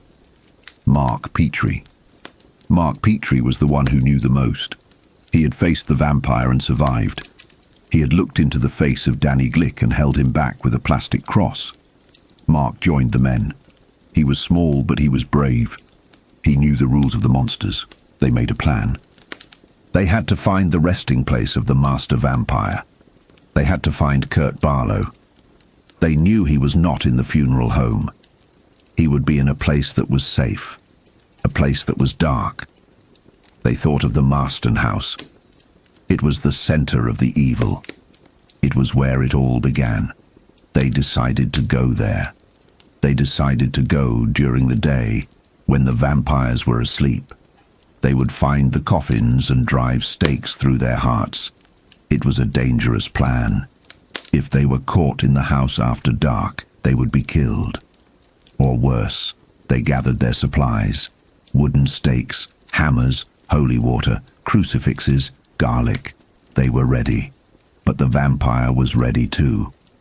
Barlow was ancient and cunning. He knew they were coming. He had set a trap. He had sent a letter to Ben Mears. He taunted them. He told them he was waiting. The group went to the Marsten House. They broke in. The house was full of the smell of evil. It was in the walls. It was in the floorboards. They searched the house. They found the cellar. But Barlow was not there. Instead, they found a note. Barlow had moved. He had anticipated them, and he had left them a gift. In the cellar on a table, they found Susan Norton. She was alive, but she was changed. She had been bitten. She was in a trance. She was halfway to becoming a vampire. Ben Mears looked at the woman he loved. He saw the marks on her neck. He saw the change in her face. He knew what he had to do. He had to save her soul. He had to kill her body to save her soul. It was the hardest thing he ever had to do. He took a stake. He placed it over her heart. He raised the hammer. Susan opened her eyes. She looked at him. She hissed at him. She was not Susan anymore. She was a monster. Ben drove the stake down. She screamed. Blood spurted. Her body thrashed. And then she was still. Ben fell to his knees and wept. He had killed the woman he loved, but he had set her free. The men left the house. They were shaken. They were grieving, but they were more determined than ever. They had to find Barlow. They had to end this. They went back to town. They tried to think where Barlow could be. Jimmy Cody had an idea.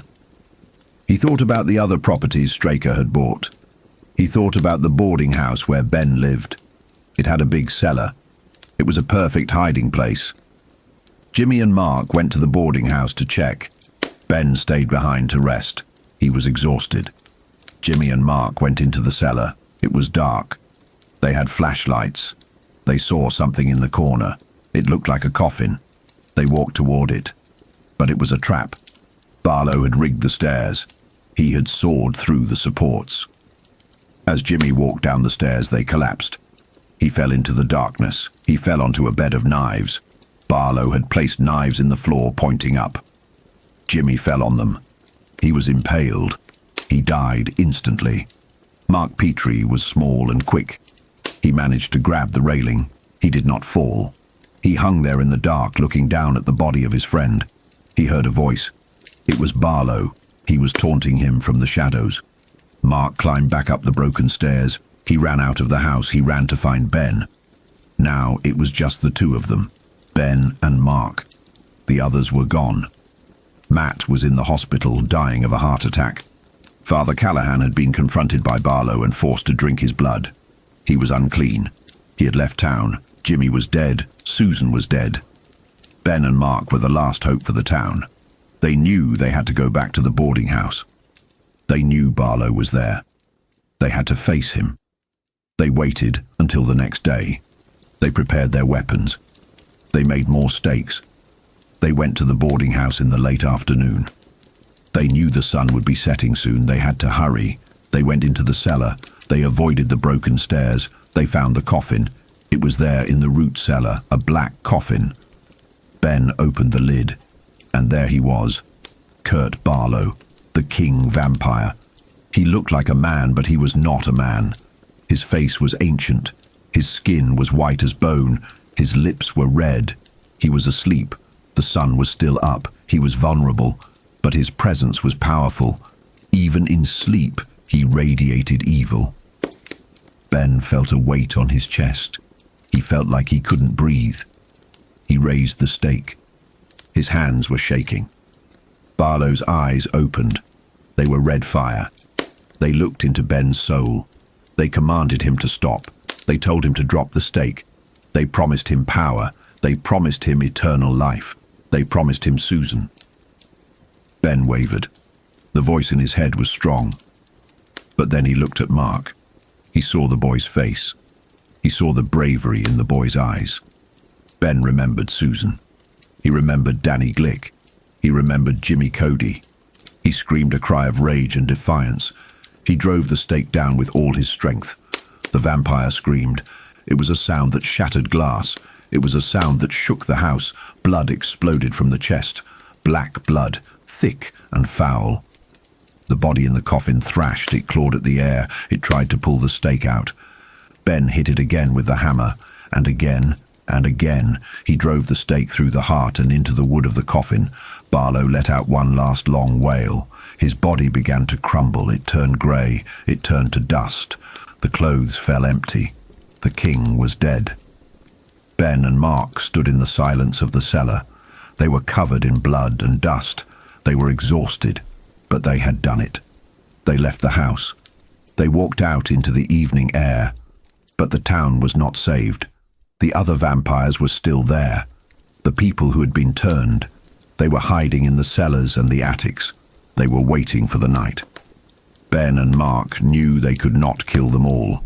There were too many. The town was lost. They got in Ben's car and drove away. They left Jerusalem's lot behind. They drove south away from the darkness. They went to Mexico. They tried to heal. They tried to forget. But you cannot forget a thing like that. It stays with you. It haunts your dreams. Years later, they came back. Ben Mears and Mark Petrie returned to the area. They did not go into the town. They stopped in the woods nearby. It was a dry autumn. The woods were full of dry leaves and brush. Ben lit a match. He dropped it into the dry grass. The fire started. It spread quickly. The wind blew it toward the town. They watched from a distance as the smoke rose. They watched as the fire consumed the town of Jerusalem's lot. They knew that the fire would purify the town. It would burn the houses. It would burn the hiding places. It would burn the evil that lived there. The shadow over Jerusalem's lot was finally lifted by the cleansing fire. Part 4. The Trap. The morning sun was bright on the windows of the Cumberland Hospital, but inside the mood was grey and heavy. Matt Burke lay in his bed in the intensive care unit. He looked older than he had just a few days ago. The shock of the night before had taken a toll on him. He had looked into the face of a dead man and seen it move. He had heard the voice of invitation. His heart had stuttered and failed, but his mind was still sharp. His mind was working harder than ever.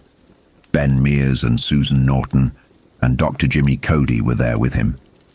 They stood around the bed like soldiers waiting for orders.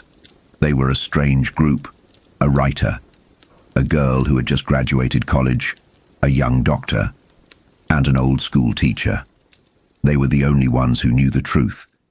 They were the only line of defense between the town of Jerusalem's lot and the darkness that was eating it alive. Matt Burke did not want to rest. He wanted to plan. He knew that time was running out. He knew that the enemy was strong and getting stronger every night. He told them what they had to do. He spoke in a low voice, but it was firm. He told them that they had to find the resting place of the vampire. He told them that the vampire was ancient. He was not a new creature. He had been around for centuries. He had a name, Kurt Barlow, but he might have had other names in other times. He was a force of evil that moved from place to place, feeding on the life of towns and cities. Matt told them that they needed weapons, not guns. Guns were useless against the undead. They needed the old weapons, the weapons of faith and wood. He told them to make stakes. He told them to get holy water. He told them to get the host from the church. Ben Mears listened. He felt a heavy weight on his shoulders. He had come to the town to write a book, not to fight a war. But he knew he had no choice. He loved Susan. He cared about the town, and he had his own history with that house on the hill. Susan Norton listened too. She was scared. But she was also angry. She was angry that this thing had come to her town. She was angry that it was hurting people she knew. She looked at Ben and saw the worry in his eyes. She wanted to help him. She wanted to be strong for him. Dr. Jimmy Cody was the man of science. He was having a hard time accepting all of this. He was used to viruses and bacteria and broken bones, things he could see under a microscope, things he could fix with medicine. But he had seen Mike Ryerson dead in the funeral home. He had seen the marks. He had seen the lack of blood. He could not deny the evidence of his own eyes. Matt Burke gave them their instructions. He told them to go during the day. The vampire slept during the day. He was vulnerable then. They had to find his coffin and drive a stake through his heart. Then they had to cut off his head and stuff his mouth with garlic. It was a gruesome task. It was a task for butchers, not for civilized people. But it was the only way. They left the hospital with a plan. Ben and Jimmy would go to the funeral home to check on things there. They wanted to make sure that the bodies of the recent victims stayed dead. They wanted to make sure they did not rise when the sun went down. Susan had a different idea. She did not tell the men. She thought their plan was too slow. She thought they were being too careful. She wanted to do something now. She wanted to see for herself. She drove her car back toward Jerusalem's lot. It was a beautiful autumn day. The sky was blue. The air was crisp. It was hard to believe that anything bad could happen on a day like this. But Susan felt the shadow over the town. She felt the silence. She drove past the center of town. She drove up the hill toward the Marsten House. The house sat there like a brooding king. It looked down on the town with its dark windows. It looked empty. It looked dead. But Susan knew it was not empty. She knew that something lived there now. Something that slept in the dark. She parked her car down the road. She did not want to be seen. She got out and walked. She walked through the woods. She approached the house from the side. She wanted to peek. She wanted to know what was inside. She was not the only one watching the house that day. Mark Petrie was there too. Mark was the boy who had seen Danny Glick outside his window. He was the boy who had held up the plastic cross and driven the monster away. Mark was young, but he was wise. He knew about monsters. He had read about them in his magazines. He knew the rules. Mark had skipped school that day. He had come to the woods near the Marsten House. He had a stake. It was a piece of wood he had sharpened himself. He had a hammer. He was going to kill the vampire. He saw Susan coming through the woods. He recognized her. He knew she was Ben Mears' girlfriend. He saw that she was alone. He knew that she was in danger. He came out from his hiding place behind a tree. He startled her. She gasped. Mark told her to be quiet. He told her why he was there. He showed her the stake. Susan was surprised. She looked at this small, serious boy, and she felt a strange connection to him. They were both soldiers in this secret war. They decided to go together. Mark said they should break into the house. He said they should find the vampire while he slept and kill him. Susan was hesitant, but Mark was determined. He said they had to do it. He said if they waited, it would be too late. The vampire would get stronger. He would make more vampires. He would take the whole town. They walked up to the house. The grass was tall and yellow. It rustled around their legs. The house loomed over them. It was huge. It was grey. It needed paint. The shutters were closed tight. They went to a window on the side. Mark tried to open it. It was locked. He took a rock and broke the glass. The sound was loud in the quiet afternoon. They waited to see if anyone heard. Nothing moved. The house was silent.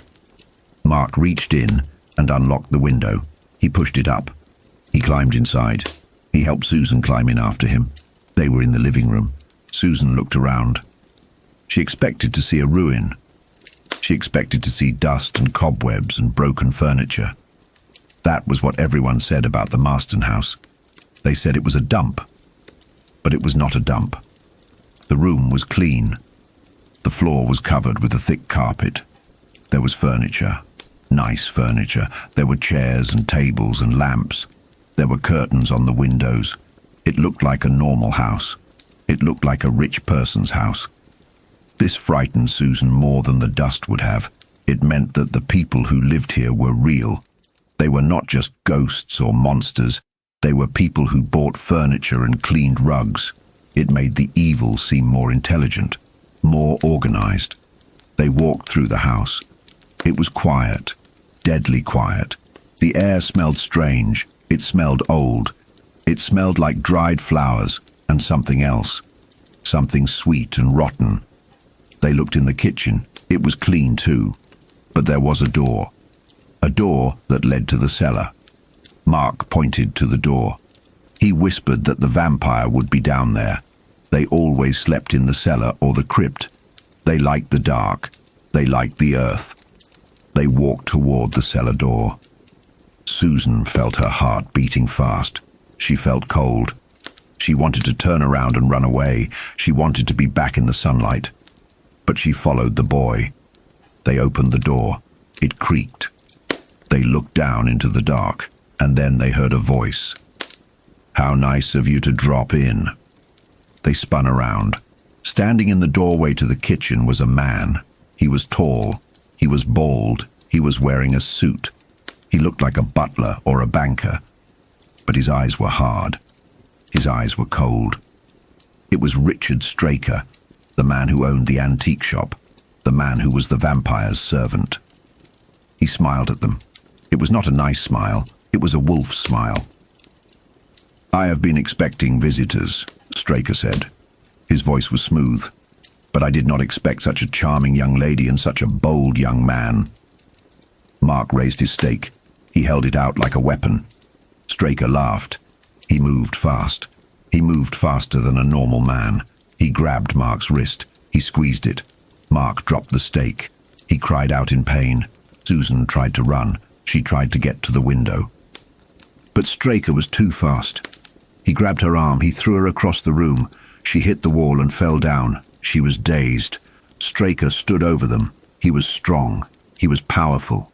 He picked Mark up by the collar of his shirt. He shook him like a rag doll. "You are a nuisance," Straker said. "A little fly in the ointment. But the master has a use for flies." He dragged Mark to the cellar door. He opened it wide. He threw Mark down the stairs. Mark tumbled into the darkness. He hit the steps. He rolled to the bottom. He lay on the dirt floor. He was bruised and dizzy. Straker turned to Susan. He looked at her with his cold eyes. "And you," he said, "you are a prize. The master will be pleased. He has not had such a lovely guest in a long time." He grabbed Susan. He tied her hands behind her back. He tied her feet. He gagged her mouth so she could not scream. He carried Susan down to the cellar and left her there for the master. Then he came back for Mark. He carried the boy to the second floor, to the room where Hooby Marsten had hanged himself long ago. He tied Mark's hands and feet and left him on the floor. Mark managed to untie the ropes. He looked for a weapon and found an old iron cot. He unscrewed a heavy steel leg from the bed frame. When Straker came back into the room, Mark struck. He hit Straker in the head with the steel leg. Straker fell, bleeding, but he was not dead. He grabbed Mark's ankle with a grip like iron. Mark hit Straker's hand with the metal pipe, breaking his fingers. Straker let go and Mark ran from the room, leaving the servant injured and bleeding on the floor. Mark ran down the stairs to the kitchen. He wanted to save Susan, who was still trapped in the cellar. He took a step toward the cellar door, but then he heard a sound. It was a sound from the deep darkness below. It was the sound of wood splintering. It was the sound of a heavy lid being pushed aside. The sun had set. The master was awake. Mark froze.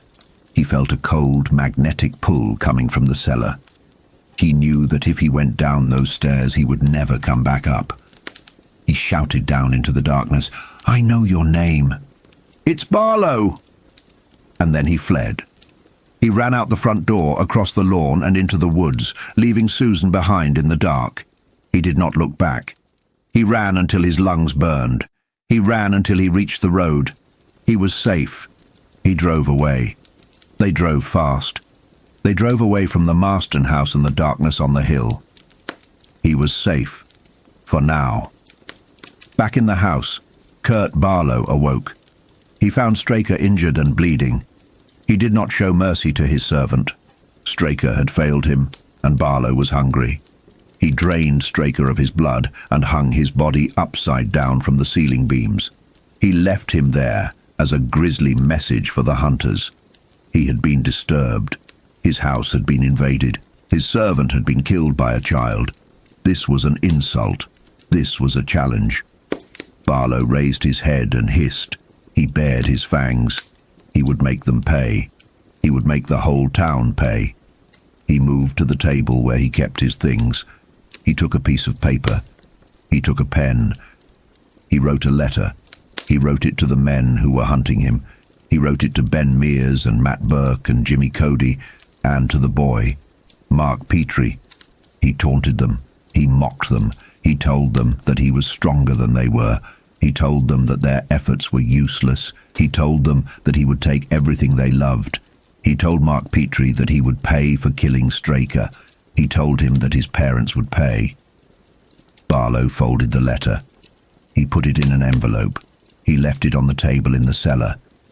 He knew they would come back. He knew they would find it. Then he left the house. He moved into the night. He was hungry, and the town was waiting. Ben Mears and Jimmy Cody were waiting at the hospital. They were worried. Susan and Mark had been gone a long time. Finally, the phone rang. It was Mark. He told them what happened. He told them about the house. He told them about Straker. He told them that they had escaped. Ben was relieved. He was so relieved he almost cried. Susan was safe. The boy was safe. But then Mark told them the rest. He told them about the feeling in the cellar. He told them that Barlow was awake. And he told them something else. He told them that Straker had said something before he died. He said that Barlow had taken someone else. He had taken someone to replace the Glick boy. He had taken a hostage. Ben and Jimmy and Matt Burke looked at each other. They knew what this meant. The game had changed. It was not just a hunt anymore. It was a war. And the enemy was moving faster than they were. They decided they had to go to the Marsten House. They had to go now. Even though it was night. Even though it was dangerous. They had to find out what Barlow was doing. They had to find the letter. They gathered their weapons. They took the stakes they had made. They took the holy water. They drove to the house. The moon was high. The house looked black and silent. They went inside. They went down to the cellar. They found Straker's body. It was still there. It was cold. They found the letter. Ben read it out loud. His voice shook. "My dear young friends," the letter began. "How lovely of you to have stopped by." Barlow wrote with a cruel elegance. He laughed at them. He told them he had moved. He told them he was no longer in the house. He had found a new hiding place. A better hiding place. And he told them about the hostage. He said he had left them a gift, a small token of his appreciation. He said the gift was in the cellar. They looked around. They shone their flashlights into the dark corners. And then they saw it. In the corner of the cellar there was a pile of old curtains. They were moving. Ben walked over to the pile. He pulled the curtains away. Underneath was a young woman. It was Susan Norton. But it was not the Susan Ben loved. It was not the girl he had met in the park. Her skin was pale. Her eyes were open and staring. Her lips were pulled back. She hissed at him. She had been bitten. She had been taken. She was one of them now. Ben stared at her in horror. He could not believe it. He fell to his knees. "Susan," he whispered. "Oh God, Susan." She reached for him. Her hands were cold. Her fingers were like claws. "Come to me, Ben," she whispered. Her voice was like dry leaves. "Come to me. It's wonderful. It's so dark and sweet." Ben backed away. He could not touch her. He could not look at her. Jimmy Cody stepped forward. He held up a cross. Susan screamed. She flinched away from the holy symbol. She snarled like a wild animal. "She's gone, Ben," Jimmy said softly. "She's not Susan anymore. She's dead. Her soul is gone."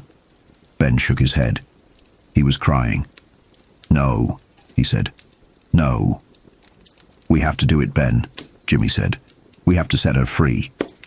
He handed Ben a stake. He handed him a hammer. "You have to do it," Jimmy said. "You loved her. You have to be the one." Ben looked at the stake. He looked at the thing that had been Susan. She was looking at him with hungry eyes.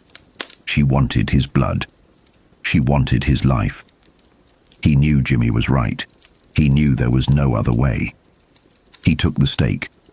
He positioned the point over her heart. She screamed. She thrashed. She begged him to stop. She used Susan's voice. She used Susan's words. "I love you, Ben," she cried. "Don't hurt me. Please don't hurt me." Ben closed his eyes. He raised the hammer. "I love you too," he whispered. He brought the hammer down. There was a sound like a wet stick breaking. There was a scream that tore the air. Blood sprayed up. Ben hit the stake again and again. He drove it deep. The thing on the floor convulsed. It shuddered. And then it was still. Ben dropped the hammer. He sat on the floor and put his head in his hands. He felt empty. He felt dead inside. Jimmy put a hand on his shoulder. "It's over," he said. "She's at peace now." They left the cellar. They left the house. They walked out into the night. The letter was in Ben's pocket. The letter from Barlow. The vampire had won this round. He had taken Susan. He had moved to a new hiding place. He was still out there, and he had threatened Mark's parents. "We have to go to Mark's house," Ben said. His voice was flat. "We have to warn them." They got in the car. They drove to the Petrie house, but they were too late. When they got there, the house was dark. The door was open. They went inside. Mark's parents were lying on the floor in the living room. Their heads had been smashed together. They were dead. Mark was gone.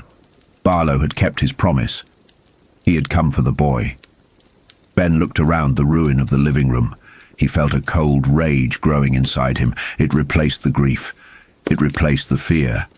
He had lost everything. He had lost Susan. The boy had lost his parents. The town was losing its soul.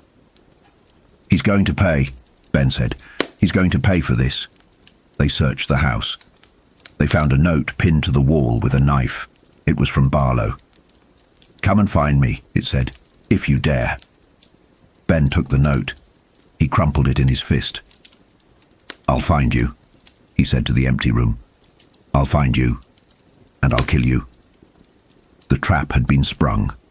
The hunters had walked into it. They had been hurt. They had been bloodied. But they were not defeated. The war for Jerusalem's lot was not over. It was just entering its darkest phase. And that brings us to the end of part 4.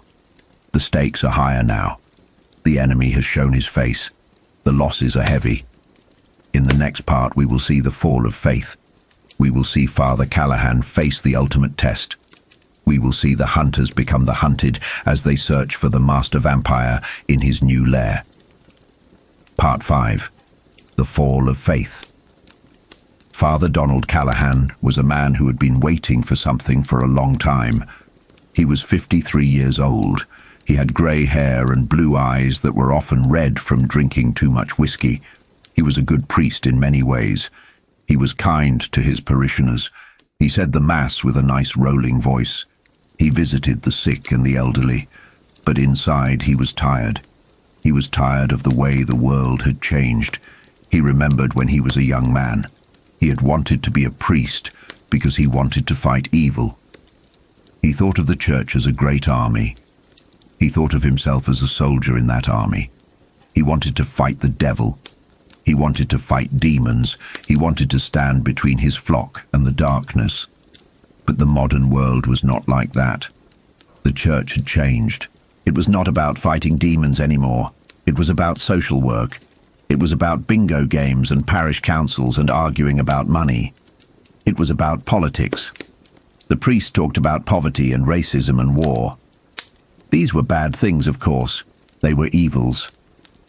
But they were not the kind of evil that Callahan wanted to fight. They were human evils. They were messy and complicated. Callahan wanted the old evil, the evil with a capital E. He wanted a monster that he could point to and say, that is the enemy. He wanted a battle that was clear and simple, white against black, good against bad, God against Satan. He had started drinking to fill the empty space inside him. He drank Cutty Sark whiskey. He drank it in the evenings when he was alone in the rectory. He told himself it was just to help him sleep. But he knew it was more than that. He was hiding. He was hiding from the boredom. He was hiding from the feeling that his life did not mean anything. And then Matt Burke had called him. Matt Burke, the school teacher. He had told him a story that sounded impossible. He had told him about vampires in Jerusalem's lot. At first, Callahan had been skeptical. He was a rational man. He did not believe in superstitions. But as he listened to Matt, and then to Ben Mears and Jimmy Cody and young Mark Petrie, he began to feel something stirring inside him. It was a feeling he had not felt in years. It was excitement. It was fear. But it was a good kind of fear. It was the fear of a soldier before a battle. This was it. This was what he had been waiting for.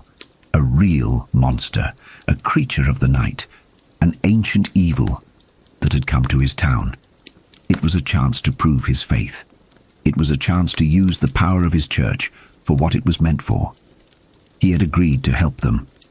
He had gone to the funeral home and seen the empty coffin. He had felt the presence of the vampire. He had put on his stole and taken the holy water and the host. He felt like a warrior putting on his armor. But now the group had split up. Matt was in the hospital.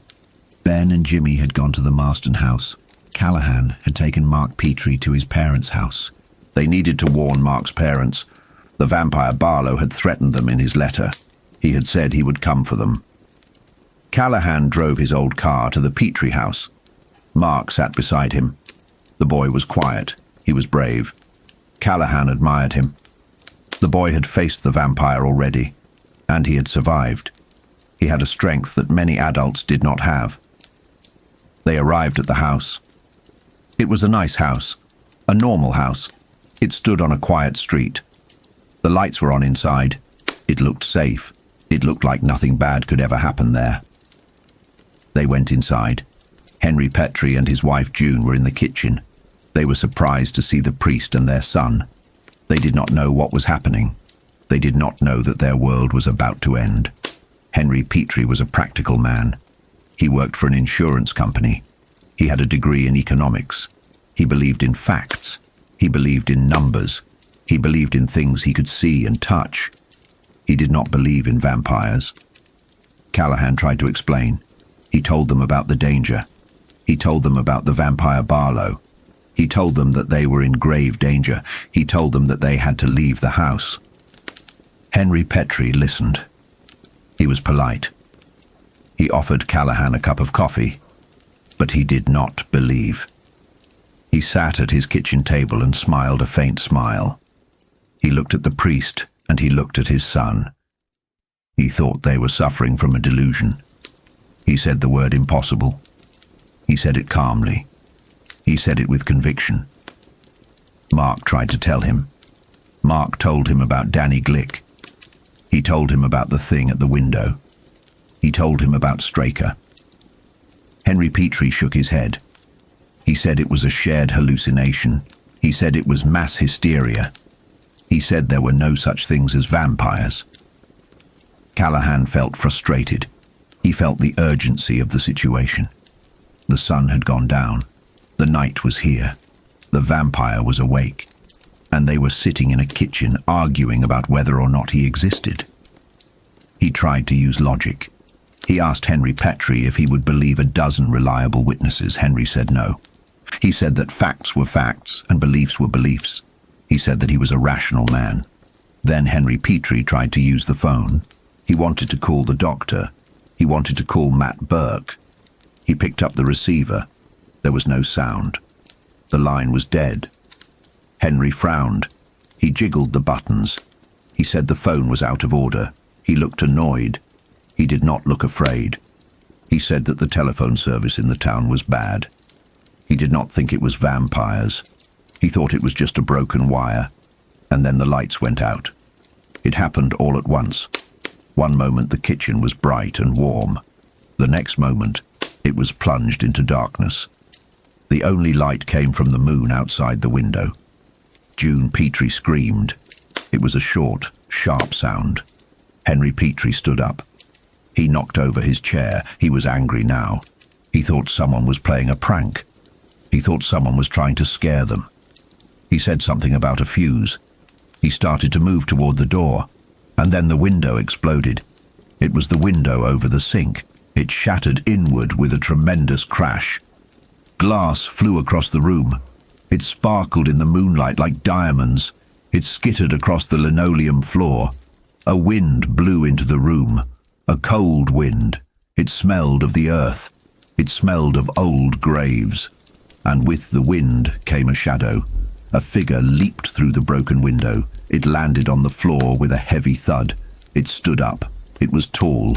It was massive. It was Kurt Barlow. The master vampire had come. He had not sent a servant. He had not sent a minion. He had come himself. Callahan felt a shock of pure terror. This was not a story anymore. This was not a theory. This was real. The monster was in the room. Barlow looked like a man, but he also looked like a beast. His face was white. It was the color of a dead fish. His eyes were red. They glowed in the dark, like the eyes of a wolf. His mouth was open, and his teeth were long and sharp. He was grinning. He moved with incredible speed. He did not move like a human. He moved like a blur. Henry Petrie stood there. His mouth was open. His rational mind could not accept what he was seeing. He saw a monster, but his brain said there were no monsters. He was paralyzed by his own logic. Barlow reached out. His hands were long and pale. They looked like spiders. He grabbed Henry Petrie by the head. He grabbed June Petrie by the head. He brought their heads together with a sickening crack. It was a terrible sound. It was the sound of bone breaking. It was the sound of life ending. Henry and June Petrie fell to the floor. They were dead. They died before they even knew what was happening. They died in their own kitchen. Mark screamed. It was a high, thin sound. He saw his parents die. He saw their bodies fall. He did not think. He reacted. He threw himself at the vampire. He was just a boy. He was small and weak compared to the monster. But he had a fierce courage. He wanted to hurt the thing that had killed his mother and father. Barlow laughed. It was a deep, booming sound. He caught the boy easily. He grabbed Mark with one hand. He pinned his arms. He held him tight. "And here you are," Barlow said. His voice was rich and cultured. It was a voice that did not match his monstrous face. "I have you now." Father Callahan stood on the other side of the room. He was frozen. He had seen the violence. He had seen the death. It had happened so fast. But now he moved. He remembered who he was. He remembered why he was there. He was a priest. He was a soldier of God. He reached into his shirt. He pulled out the crucifix. It was a gold cross on a chain. He held it up high. "In God's name!" Callahan shouted. The effect was immediate. Barlow screamed. It was not a laugh this time, it was a cry of pain. He recoiled. He shrank back from the cross. He held Mark in front of him like a shield. The cross began to glow. It was a miracle. There was no other word for it. The gold cross shone with a brilliant white light. It illuminated the dark kitchen. It cast shadows on the walls. It was a light that hurt the eyes. Barlow hissed. He turned his face away from the light. He looked like he was being burned. The skin on his face seemed to smoke. "No closer!" Barlow yelled. His voice was a snarl. "No closer, shaman, or I will kill the boy!" He lifted his hand. His fingernails were like claws. He placed them against Mark's throat. He pricked the skin. A drop of blood appeared. "I will tear his throat out," Barlow said. "I will do it before you can take another step." Callahan stopped. He held the cross steady. He felt the power flowing through him. It was a physical sensation. It was like electricity. It hummed in his arm. It made the hairs on his neck stand up. He felt a great surge of faith. He knew that the cross had power. He knew that God was with him. He knew that he could destroy this monster. But he also knew that Barlow would kill Mark. They stood there in a standoff, the priest and the vampire, the white light of the cross and the red light of the vampire's eyes. "Back up," Barlow commanded. He was grinning again, but it was a pained grin. "You on your side of the board and I on mine." Callahan took a step back. He kept the cross raised. He did not lower it. "Let the boy go," Callahan said. His voice was steady. "Let him go, and you can deal with me." Barlow laughed. "Deal with you? You are nothing to me, priest. You are a gnat. You are a minor annoyance." But his eyes were wary. He watched the cross. He feared the light. "I will make you a proposition," Barlow said. His voice became smooth. It became seductive. "I will give you the boy. I will let him walk out of here alive. I will let him go free." Callahan waited. He knew there was a catch. "And in return," Barlow said, "you will throw away that cross. You will face me on even terms. Your faith against my faith. Black against white." Callahan looked at the vampire. He looked at Mark. The boy was terrified. His eyes were wide. He was trembling in Barlow's grip. Callahan thought about it. If he threw away the cross, he would be vulnerable. He would lose his weapon. He would be alone against the monster. But if he did not throw it away, Mark would die. Barlow would rip his throat out. He had to save the boy. That was his duty. That was his job as a shepherd. He had to protect the lamb. And he had faith. He felt strong. He felt the power of God inside him. He thought that even without the cross, he could stand against the vampire. He thought his faith was enough. "Do you promise?" Callahan asked. "I promise," Barlow said. "The boy goes free. You have my word." "The word of a monster," Callahan said. "The word of a master," Barlow corrected him. "Make your choice, priest.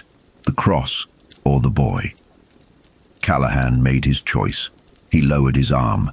The light of the cross faded slightly. "Let him go," Callahan said. Barlow smiled. He opened his hands. He released Mark. Mark fell to the floor. He scrambled away. He ran to the corner of the room. He looked at his dead parents. He looked at the vampire. "Run, Mark!" Callahan shouted. "Get out of here!" Mark stood up. He looked at Callahan. He looked at Barlow. Barlow was watching the priest. He was waiting for the cross to be thrown away. Mark did something brave. Something foolish and brave. He ran toward Barlow. He did not have a stake. He did not have a cross. He had nothing. He ran up to the vampire and he spit in his face. It was a gesture of pure defiance. It was a gesture of contempt. Barlow roared with rage. He wiped the spit from his face. His eyes blazed. He reached for the boy. "Get back!" Callahan screamed. He thrust the cross forward again. The light flared up. It hit Barlow like a physical blow. The vampire stumbled back. He covered his face. Mark ran. He ran out of the kitchen. He ran through the living room. He ran out the front door and into the night. He was gone. Now it was just the two of them, Callahan and Barlow. Callahan stood by the table. He held the cross. He felt triumphant. He had saved the boy. He had driven the vampire back. But Barlow was recovering. He lowered his hands. He looked at the priest. His face was twisted with hate. "You have cheated me," Barlow hissed. "You did not throw it away." "I did not say when," Callahan said. "The boy is gone. Now we deal." "Yes," Barlow said. "Now we deal." He began to walk toward Callahan. He moved slowly. He did not seem afraid of the cross anymore. Callahan held it up. He focused his will. He called on his faith. "In the name of the Father," he began. But something was wrong. The cross was not glowing as brightly as before. The light was dimming. It was flickering like a dying candle. Callahan felt a cold knot in his stomach. He tried to pray. He tried to summon the feeling of power he had felt a moment ago, but it was gone. He realized with a terrible clarity that his faith was faltering. He had doubted. He had hesitated. He had tried to bargain with evil. When he agreed to throw away the cross, he had admitted that the cross was just a thing. He had admitted that its power depended on the rules of a game. He had treated his faith like a chip in a poker game, and now the power was leaving him. Barlow saw it. He saw the light fading. He saw the doubt in the priest's eyes. He laughed. It was a terrible sound. It was the sound of victory. "Your faith is weak, shaman," Barlow said. "It is soft. It is rotten. You do not believe." "Not really." He took another step forward. Callahan backed up. He hit the kitchen table. He was trapped. "Stay back," Callahan shouted, but his voice was shaking. "The cross," Barlow said. "It is just wood. It is just plaster. It has no power without belief. And you have no belief." The light of the cross went out completely. It was just a piece of metal in Callahan's hand. It was cold and dead. Barlow reached out. He grabbed the cross. He snatched it from Callahan's hand. Callahan cried out. It was a cry of despair. Barlow held the cross in his hand. He looked at it with contempt. Then he snapped it in two. He broke the arms of the cross. He threw the pieces on the floor. "God damn you!" Callahan screamed. "It is too late for that," Barlow said. "Your God cannot hear you. You are alone." He grabbed Callahan by the shoulders. His grip was like iron. He lifted the priest off his feet. "You wanted a communion," Barlow whispered. "You wanted a mass. I will give you a communion, priest. I will give you the blood of the vampire." Callahan struggled. He tried to push the monster away, but he was weak. He was nothing against the strength of the vampire. Barlow pulled Callahan close. He moved his hand to his own neck. He used a sharp fingernail to open a vein in his throat. Black blood welled up. It smelled of copper and death. "Drink," Barlow commanded. "Drink and be one of us." He forced Callahan's face to his neck. He forced his mouth open. He pressed the bleeding wound against the priest's lips. Callahan tried to hold his breath. He tried to keep his mouth closed, but the vampire was too strong. The blood flowed into his mouth. It was thick and foul. It burned like acid. He swallowed. He could not help it. He swallowed the blood of the vampire. It was done. Barlow let him go. Callahan fell to the floor. He gagged. He spat. He tried to wipe the blood from his mouth, but he had swallowed it. It was inside him. Barlow stood over him. He was not smiling now. He looked satisfied. "You are unclean," Barlow said. "You are marked. You can never go back to your church. You can never say the Mass. You are mine." Callahan lay on the floor. He felt a burning in his stomach. He felt a coldness spreading through his limbs. He knew it was true. He was unclean. He had been defiled. Barlow turned away. He did not kill the priest. He did not need to. He had done something worse than death. He had destroyed the man's soul. "Go," Barlow said. "Leave this town. Carry your shame with you." Barlow disappeared into the darkness. He went to find a resting place for the day. Callahan lay on the floor for a long time. He listened to the silence of the house. He looked at the bodies of Henry and June Petrie. He saw the broken glass. He saw the broken cross. He stood up slowly. He felt old. He felt empty. He walked out of the kitchen. He walked out of the house. He did not look back. He walked down the driveway. He walked into the street. He began to walk toward the town. He did not know where he was going. He just knew he had to get away. He walked for a long time. It started to rain. The rain was cold. It washed the blood from his face, but it couldn't wash the taste from his mouth. He reached the center of town. It was late. The streets were empty. He saw the Catholic church, St. Andrew's. It was his church. He had been the pastor there for years. He walked up the steps. He wanted to go inside. He wanted to pray. He wanted to ask for forgiveness. He reached for the door handle. But as his hand touched the metal, a shock went through him. It was like a bolt of lightning. A blue spark flew from the handle. It burned his hand. It threw him back. He fell down the steps. He lay on the sidewalk in the rain. He looked at his hand. It was blistered. It was burned. He tried again. He crawled up the steps. He reached for the door. The same thing happened. The church rejected him. The house of God was closed to him. "Unclean," he whispered. "Unclean." He knew then that there was no hope for him. He was damned. He got up. He walked away from the church. He walked down the street. He saw the drugstore, Spencer's. There was a light on inside. He went in. Miss Coogan was there. She was the clerk. She was an old woman. She was reading a magazine. She looked up when Callahan came in. She gasped. She saw a man in priest's clothes, but he did not look like a priest. He looked like a wreck. His clothes were wet and muddy. His face was haggard. His eyes were dead. "Father Callahan," she said. Callahan walked to the counter. He did not look at her.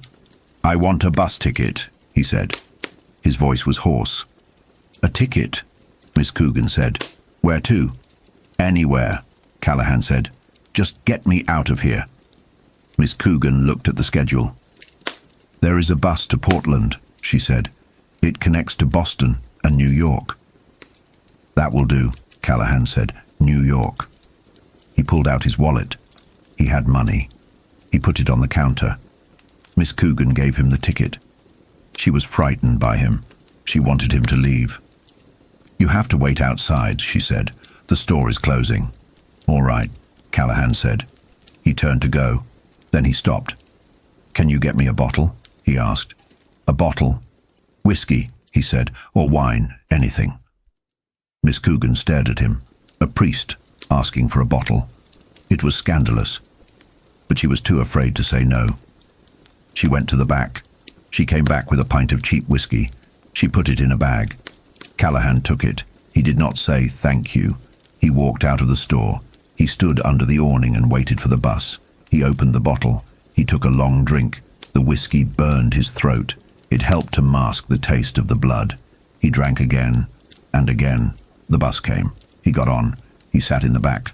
As the bus drove away, he looked out the window. He saw the town of Jerusalem's lot disappearing in the rain. He saw the Marsten House on the hill. He had failed.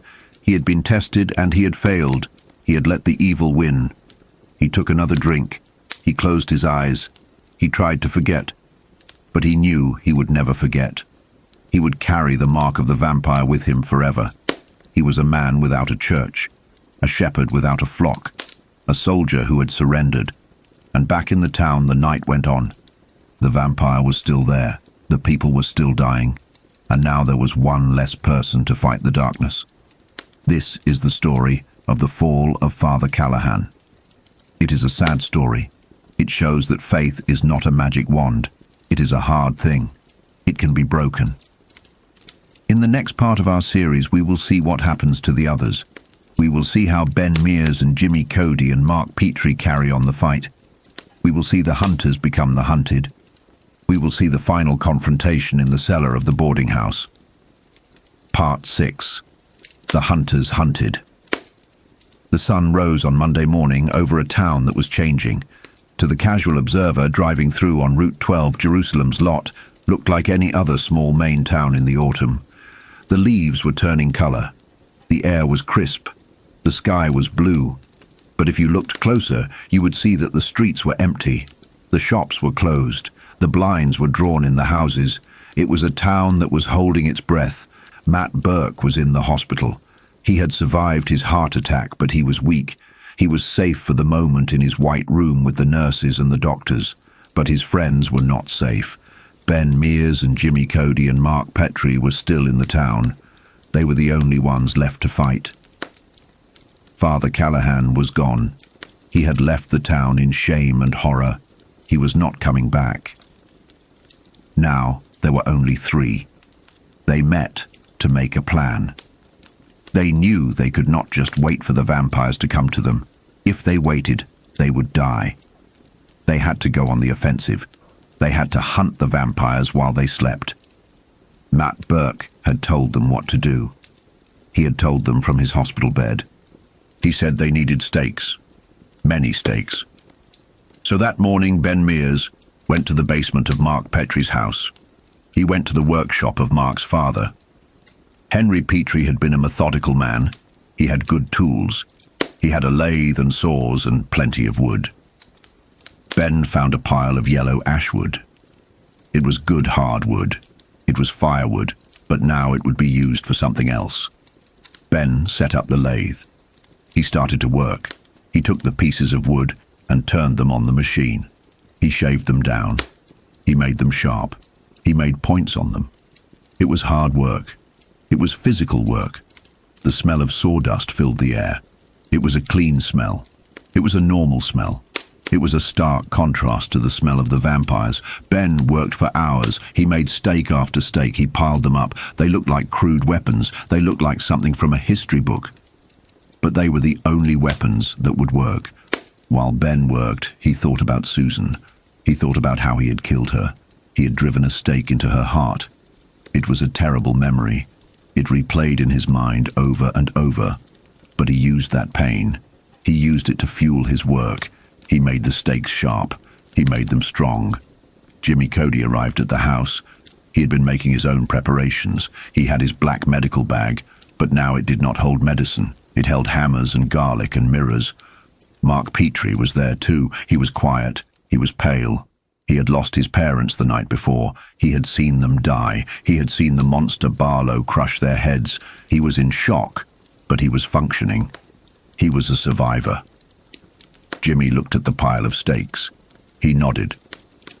"That's a good start," Jimmy said. "But we have a lot of work to do. We have to find them." They knew that the vampires would be hiding. They could not be out in the sun. They would be in dark places, cellars, crawl spaces, attics with the windows blacked out. Jimmy had a plan. He said they should search the town. They should go from house to house. They should look for the signs. "I know this town," Jimmy said. "I know the people. I know where they live. I know who is missing." They decided to start with the people they knew had been taken. They knew about the McDougal family. They knew about the Evans family. They were the ones who lived in the trailer park down in the Bend. Ben stayed behind to finish making the stakes. He was tired. He had not slept well.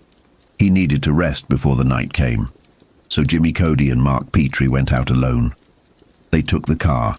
They took the bag of hammers and the stakes. They drove to the trailer park. It was a sad place. The trailers were old and rusty. The yards were full of junk. It was quiet. There were no children playing. There were no dogs barking. They stopped at the McDougal trailer. Roy McDougal's car was in the driveway. That was a bad sign. It was a weekday. Roy should have been at work. If his car was there, it meant he was inside. And if he was inside with the shades drawn, it meant he was one of them. Jimmy and Mark got out of the car. They walked up to the trailer. The air smelled bad. It smelled of rot. It was the smell of the vampire. It was leaking out of the trailer. They knocked on the door. There was no answer. They tried the handle. It was locked. Jimmy took a hammer from his bag. He broke the glass in the small window by the door. He reached in and unlocked it. They went inside. The smell was stronger here. It was thick and cloying. It made them want to gag. The trailer was dark. The curtains were pulled tight. "Check the bedrooms," Jimmy whispered. They checked the bedrooms. They checked the closets. They found nothing. The beds were empty. The closets were empty. "Where are they?" Mark asked. "They have to be here," Jimmy said. "The car is here." They went into the kitchen. They looked around. Then Mark saw it. There was a small door in the wall near the floor. It was a crawl space, a place to get under the trailer. "Down there," Mark said. Jimmy knelt down. He opened the small door. The smell poured out. It was awful. He shined his flashlight into the hole. There they were. Roy McDougal, Sandy McDougal, and the baby, Randy. They were lying on the dirt under the trailer. They were asleep. Their eyes were closed. They looked like they were dead. But they were not dead. They were waiting. They looked different. Their skin was pale and waxy. Their lips were red. Their hands were curled into claws. "We have to do it," Jimmy said. His voice was shaking. "We have to do it now." He looked at Mark. "Can you help me?" Mark nodded. He was scared, but he was ready. "I'll pull them out," Mark said. "I'm smaller. I can fit." Mark crawled into the dark space. He grabbed Roy McDougal by the ankles. He pulled. It was hard work. The body was heavy. It was dead weight. He dragged Roy out into the kitchen. As soon as the sunlight hit the body, Roy McDougal reacted. He did not wake up. He hissed. His body twitched. Smoke started to rise from his skin. The sun was burning him. Jimmy got a stake. He got a hammer. He positioned the stake over Roy's heart. "Do it," Mark said. Jimmy swung the hammer. He hit the stake hard. The vampire screamed. It was a terrible sound. It was a sound of agony and rage. The body thrashed on the floor. Blood spurted out. It was black and thick. Jimmy hit the stake again and again. He drove it deep into the chest. Finally, Roy McDougal stopped moving. He lay still. He was truly dead now. They did the same for Sandy. Mark pulled her out. She hissed and twisted in the light. Jimmy drove the stake into her heart. She screamed and died. Then there was the baby. This was the hardest part. It was just a baby, a small, innocent child. But it was a monster now. It had fangs. It had the hunger. Mark pulled the small body out. He tried not to look at the face. Jimmy hesitated. He was a doctor. He was trained to save lives. He was trained to save children. Now he had to kill one. "God forgive me," Jimmy whispered. He put the small stake on the small chest. He swung the hammer. It was done quickly. The baby cried out once and then was gone. Jimmy sat back on his heels. He was sweating. He was covered in blood. He felt sick. "Let's go," he said. "Let's get out of here." They left the trailer. They left the bodies where they lay. There was no time to bury them. There was too much work to do. They went to the next trailer, the Evans family. It was the same story. The car was in the driveway. The shades were drawn. The smell of rot was in the air. They broke in. They found the family. They were hiding in the attic space above the garage. It was dark and hot up there. Jimmy and Mark dragged them down. They staked them one by one. The father, the mother, the children. It was gruesome work. It was butchery. But it was necessary. Every vampire they killed was one less monster to hunt them in the night. They did this for hours. They went from house to house. They checked the places where people might hide. They found some. They missed others. Some houses were empty. The people had fled, or they had hidden too well. Jimmy had a system. He had a black grease pencil. When they checked a house, he would mark it. He would put a mark on the door so they would know they had been there. It was getting late in the afternoon. The sun was moving lower in the sky. They knew they had to stop soon. They had to get back to safety before dark. They were tired. They were exhausted. Their clothes were stained with blood and dirt. They sat in the car for a moment. They drank some water. They tried to clear their heads. Jimmy was thinking. He was trying to figure out where the master vampire was. Where was Barlow? He knew Barlow was not in the Marsten House. They had checked there. The coffin was gone. He knew Barlow was not in the funeral home. He had to be somewhere big, somewhere with a cellar, somewhere safe. Jimmy thought about the other properties Straker had bought. He had bought the Marsten House. He had bought the old laundromat for the antique store. And then Jimmy remembered something. He remembered a conversation he had with Eva Miller. Eva Miller ran the boarding house where Ben lived. She had been his patient. She had told him about her husband. She had told him about the pool table. She said her husband had a big pool table in the basement of the boarding house. She said she wanted to get rid of it. Jimmy's mind made a connection. He thought about the blue chalk. Mark had told them about the blue chalk. When Barlow grabbed Mark in the kitchen, Mark had seen his hand. He had seen blue chalk on the vampire's fingers. Why would a vampire have blue chalk on his fingers? Pool chalk. Barlow was hiding in the basement of the boarding house. He was hiding under the pool table or near it. He must be using the chalk. Maybe he was playing with it. Maybe it was just there. I know where he is, Jimmy said. Mark looked at him. Where? The boarding house, Jimmy said. Eva Miller's place. He's in the cellar. It made sense. It was a perfect hiding place. It was right in town. It had a big cellar, and Ben lived there. It was right under their noses. We have to go there, Mark said. We have to get him.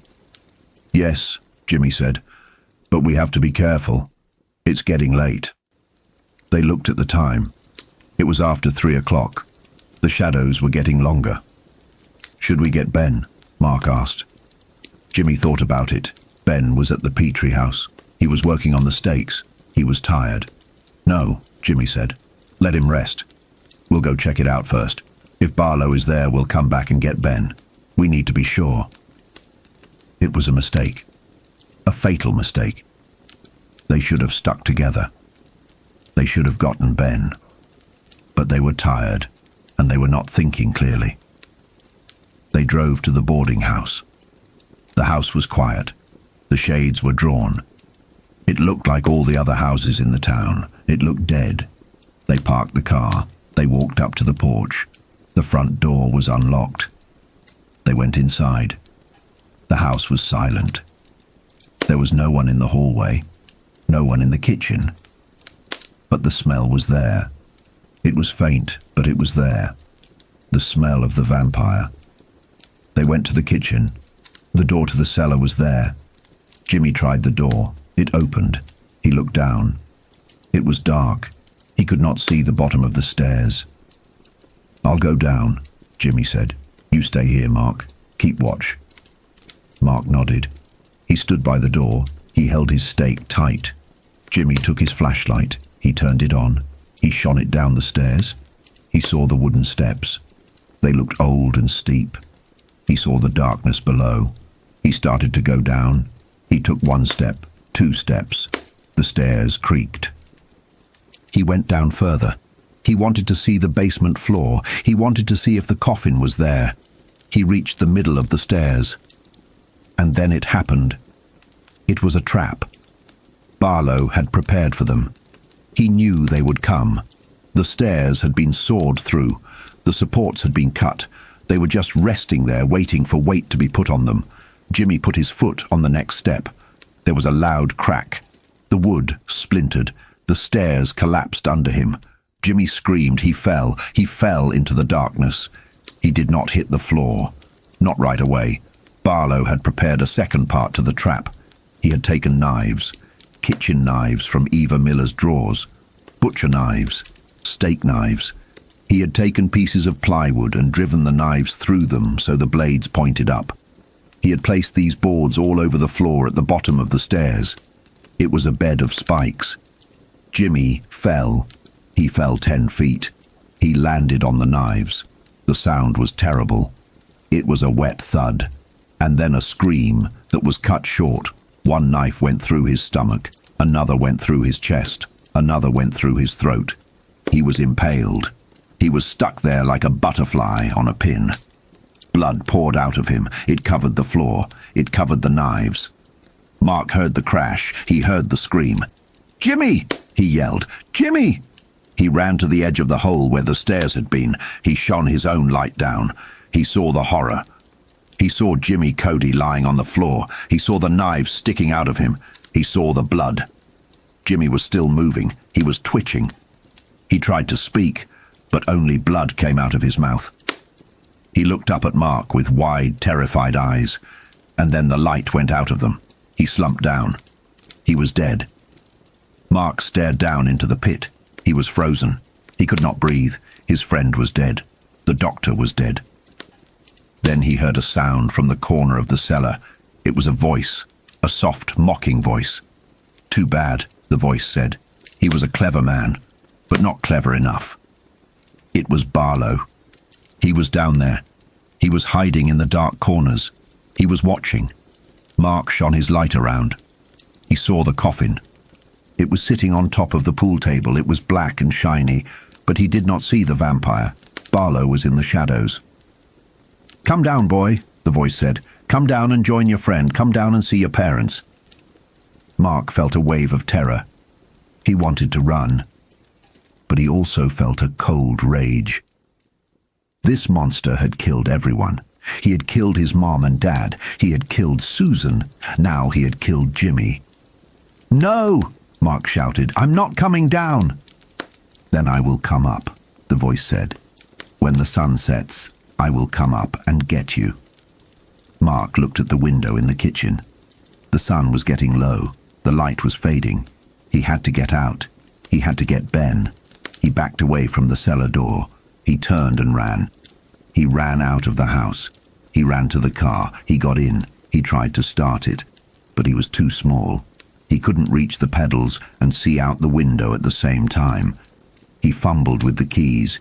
He remembered his father teaching him about cars. He remembered how to start it. He managed to get the engine going. He put it in gear. The car lurched forward. He steered it down the driveway. It bounced over the curb. He couldn't drive it well, but he could make it move. He drove down the street. He was crying. He was screaming for Ben. He drove back to his house. He drove to where Ben was working. Ben Mears was in the basement. He was finishing the steaks.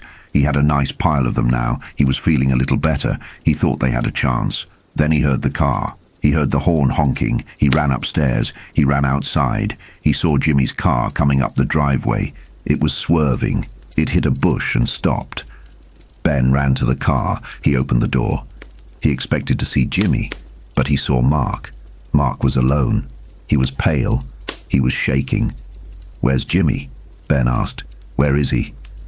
Mark looked at him. His eyes were huge. "He's dead," Mark said. "He's dead, Ben. He fell. The knives." Mark started to cry. He fell into Ben's arms. Ben held him. He felt his own heart stop. Jimmy was dead. His friend. His partner. The only other man who knew what to do. "What happened?" Ben asked. "Tell me." Mark told him.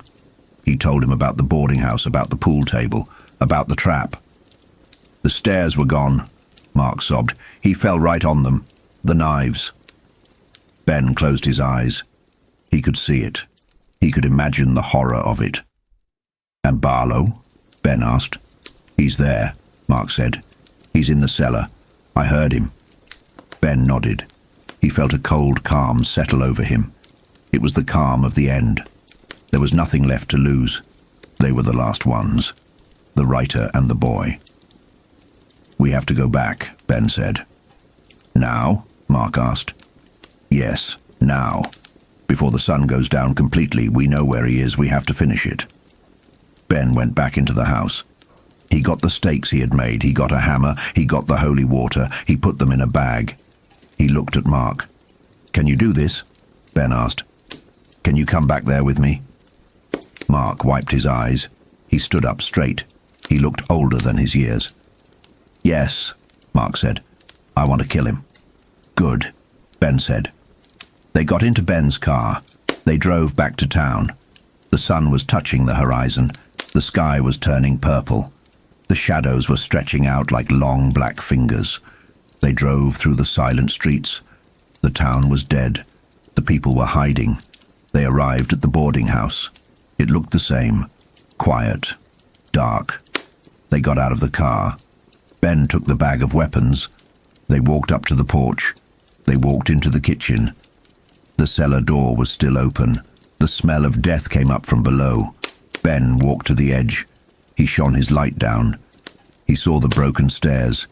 He saw the body of Jimmy Cody lying on the floor. It was a mess of blood and torn clothes. Ben felt a wave of grief and nausea, but he pushed it down. He had to focus.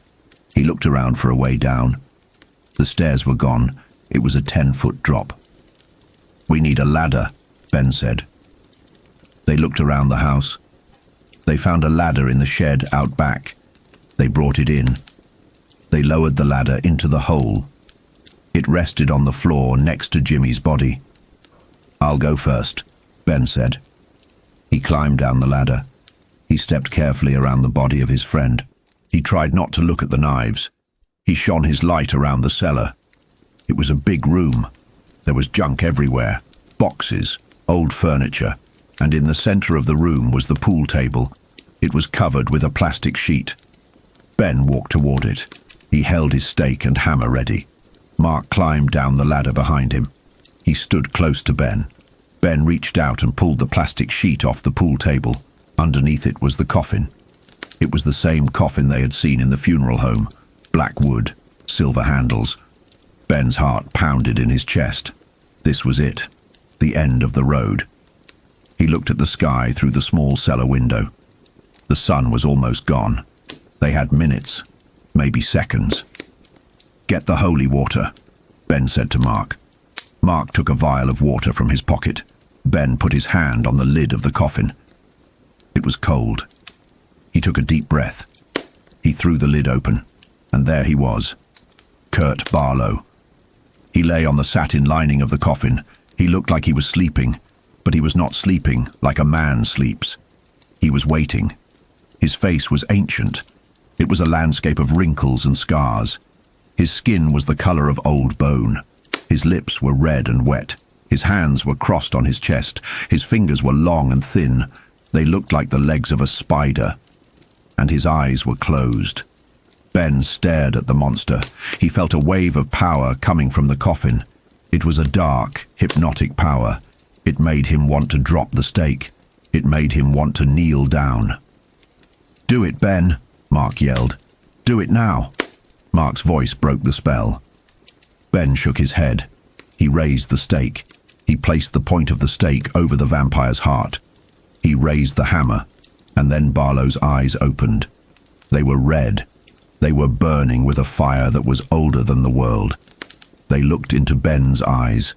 Ben felt a blow to his mind. It was like a physical punch. He staggered back. A voice spoke in his head. "Fool," the voice said. "You think you can destroy me. I am eternal. I am the night." The vampire did not move his lips.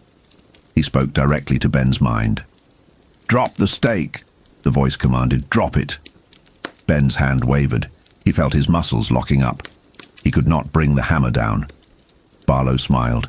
His fangs glistened. "Join us," the voice said. "Be one of us. Live forever." Ben felt the temptation. It was strong. It was sweet. To stop fighting. To stop being afraid. To just give in. But then he heard another sound.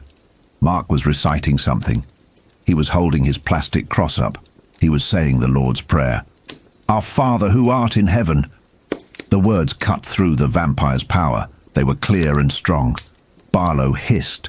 He looked at the boy. His eyes narrowed. The distraction was enough.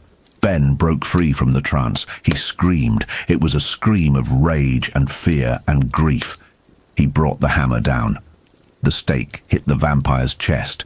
It pierced the skin. It crunched through the bone. Barlow roared. It was a sound that shook the house. His body arched up in the coffin. His hands flew up and clawed at the stake. Ben hit it again and again. He drove it deeper. Blood sprayed everywhere. It was black and foul. It covered Ben's face. It covered his hands. The vampire thrashed. He hissed. He tried to grab Ben. But Ben did not stop. He hit the stake until it was driven all the way through, until it pinned the monster to the bottom of the coffin. Barlow gave one last long shudder. He let out a final sigh that smelled of dust and old graves. And then he began to change. His flesh turned grey. It started to crumble. It turned to dust before their eyes. The skin flaked away. The bones turned to powder. In seconds there was nothing left in the coffin but a suit of clothes and a pile of grey dust, and the stake sticking up from the middle of it. It was over. The master was dead. Ben dropped the hammer. He leaned against the pool table. He was gasping for air. He was shaking all over. Mark came to him. He hugged him. "We did it," Mark said. "We killed him." "Yes," Ben said. "We killed him." But as he looked around the cellar, he knew it was not completely over. There were other shapes in the corners. There were other eyes watching from the shadows. The other vampires. The people of the town who had been turned. They were waking up. The sun was down. They were leaderless now, but they were still hungry. "We have to go," Ben said. "We have to get out of here." They climbed up the ladder. They ran through the kitchen. They ran out of the house. They got into the car and drove away. They left Jerusalem's lot behind them. They left the dead doctor in the cellar. They left the empty town to its ghosts. They drove south. They did not stop until they were far away. This is the end of part 6. The king is dead, but the kingdom remains. In the final part of our series, we will see the aftermath. We will see Ben and Mark try to build a new life, and we will see them return one last time to finish the job, to cleanse the town with fire. Part 7, the final stake and the fire. Ben Mears and Mark Petrie were the only ones left. They were driving south on the turnpike. The town of Jerusalem's lot was behind them. The sun had set and the sky was dark. They were safe for the moment, but they did not feel safe. They felt the weight of what they had done and what they had lost. Ben drove the old Citroen. He gripped the steering wheel tightly. His hands were tired. His body was tired.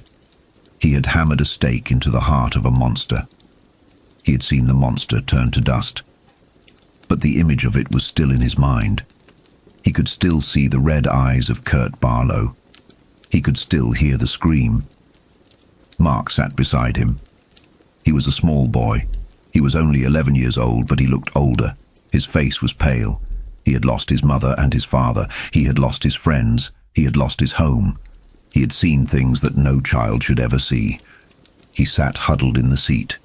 He stared out the window at the dark trees rushing by. They did not talk much.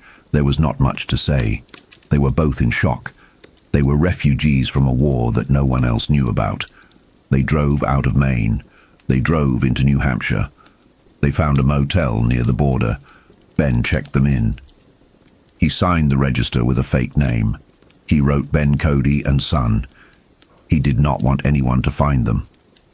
He did not want to answer any questions. They went into the room. It was a standard motel room. It had 2 beds and a television. It looked normal. It looked safe. But Mark was not taking any chances. He took the plastic cross from his pocket. He hung it on the doorknob. He checked the window. He wanted to make sure nothing could get in. Ben watched him. He felt a wave of sadness. The boy was traumatized. He would never be the same again. Ben felt responsible. He had brought this on the boy. He had involved him in the hunt. They stayed in the motel for a few days. They rested. They ate food from a nearby diner. They watched television. They tried not to think about the town. They tried not to think about the vampires that were still there, hiding in the cellars and the attics, waiting for the night. They knew they could not go back. Not yet. The town was lost. It belonged to the dead now. Even though the king vampire was gone, the others remained. There were too many of them. They were hungry, and they were angry. Ben decided they had to leave the area completely. They had to go somewhere far away. They had to go somewhere where the sun was bright and the shadows were short. They got back in the car. They started to drive. They drove south and west. They crossed the country. They were like ghosts drifting on the wind. They stopped in Rhode Island. Ben got a job in a textile mill. It was hard work. It was noisy and dirty, but Ben liked it. It kept his hands busy. It kept his mind off the past. Mark went to school.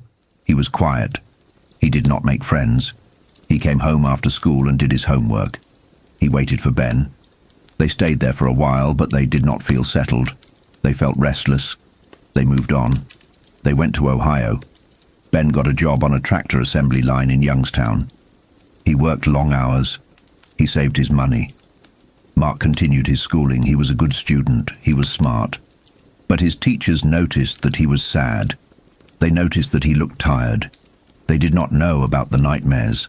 They did not know that Mark still saw the face of Danny Glick in his dreams. They moved again. They went all the way to California.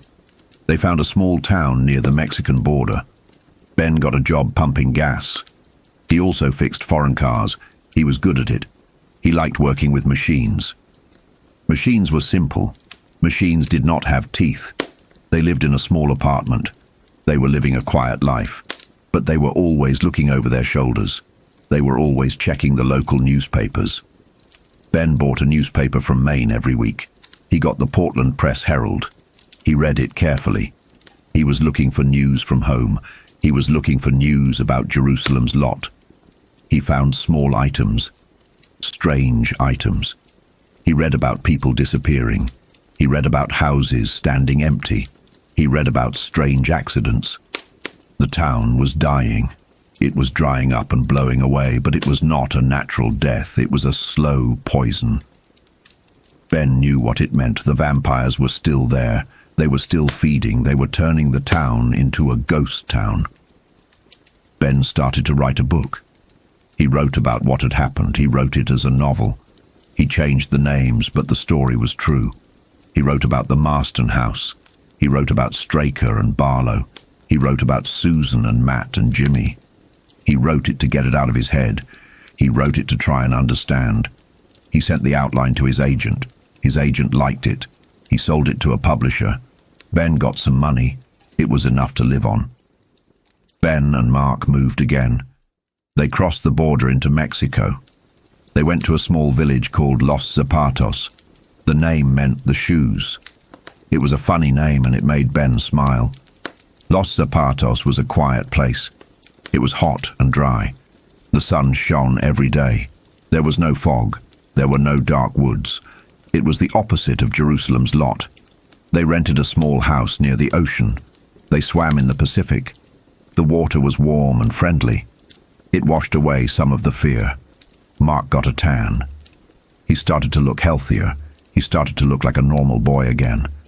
But the past was still there. It was inside them. Ben finished his book.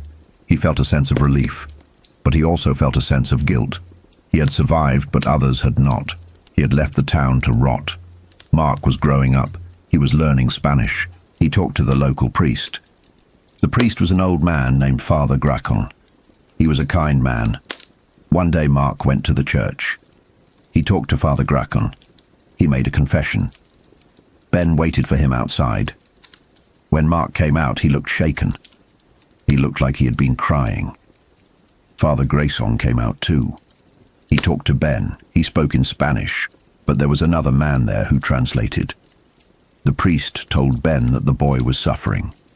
He said the boy had a deep sadness in his soul. He said the boy had told him a strange story, a story about evil. The priest asked Ben if the story was true. Ben said yes. He said it was all true. The priest looked at Ben with pity. He said he would pray for them. He said that there were strange things in the world. He said that evil was real. Ben and Mark continued to live in Mexico, but they knew they could not stay there forever. They knew they had unfinished business.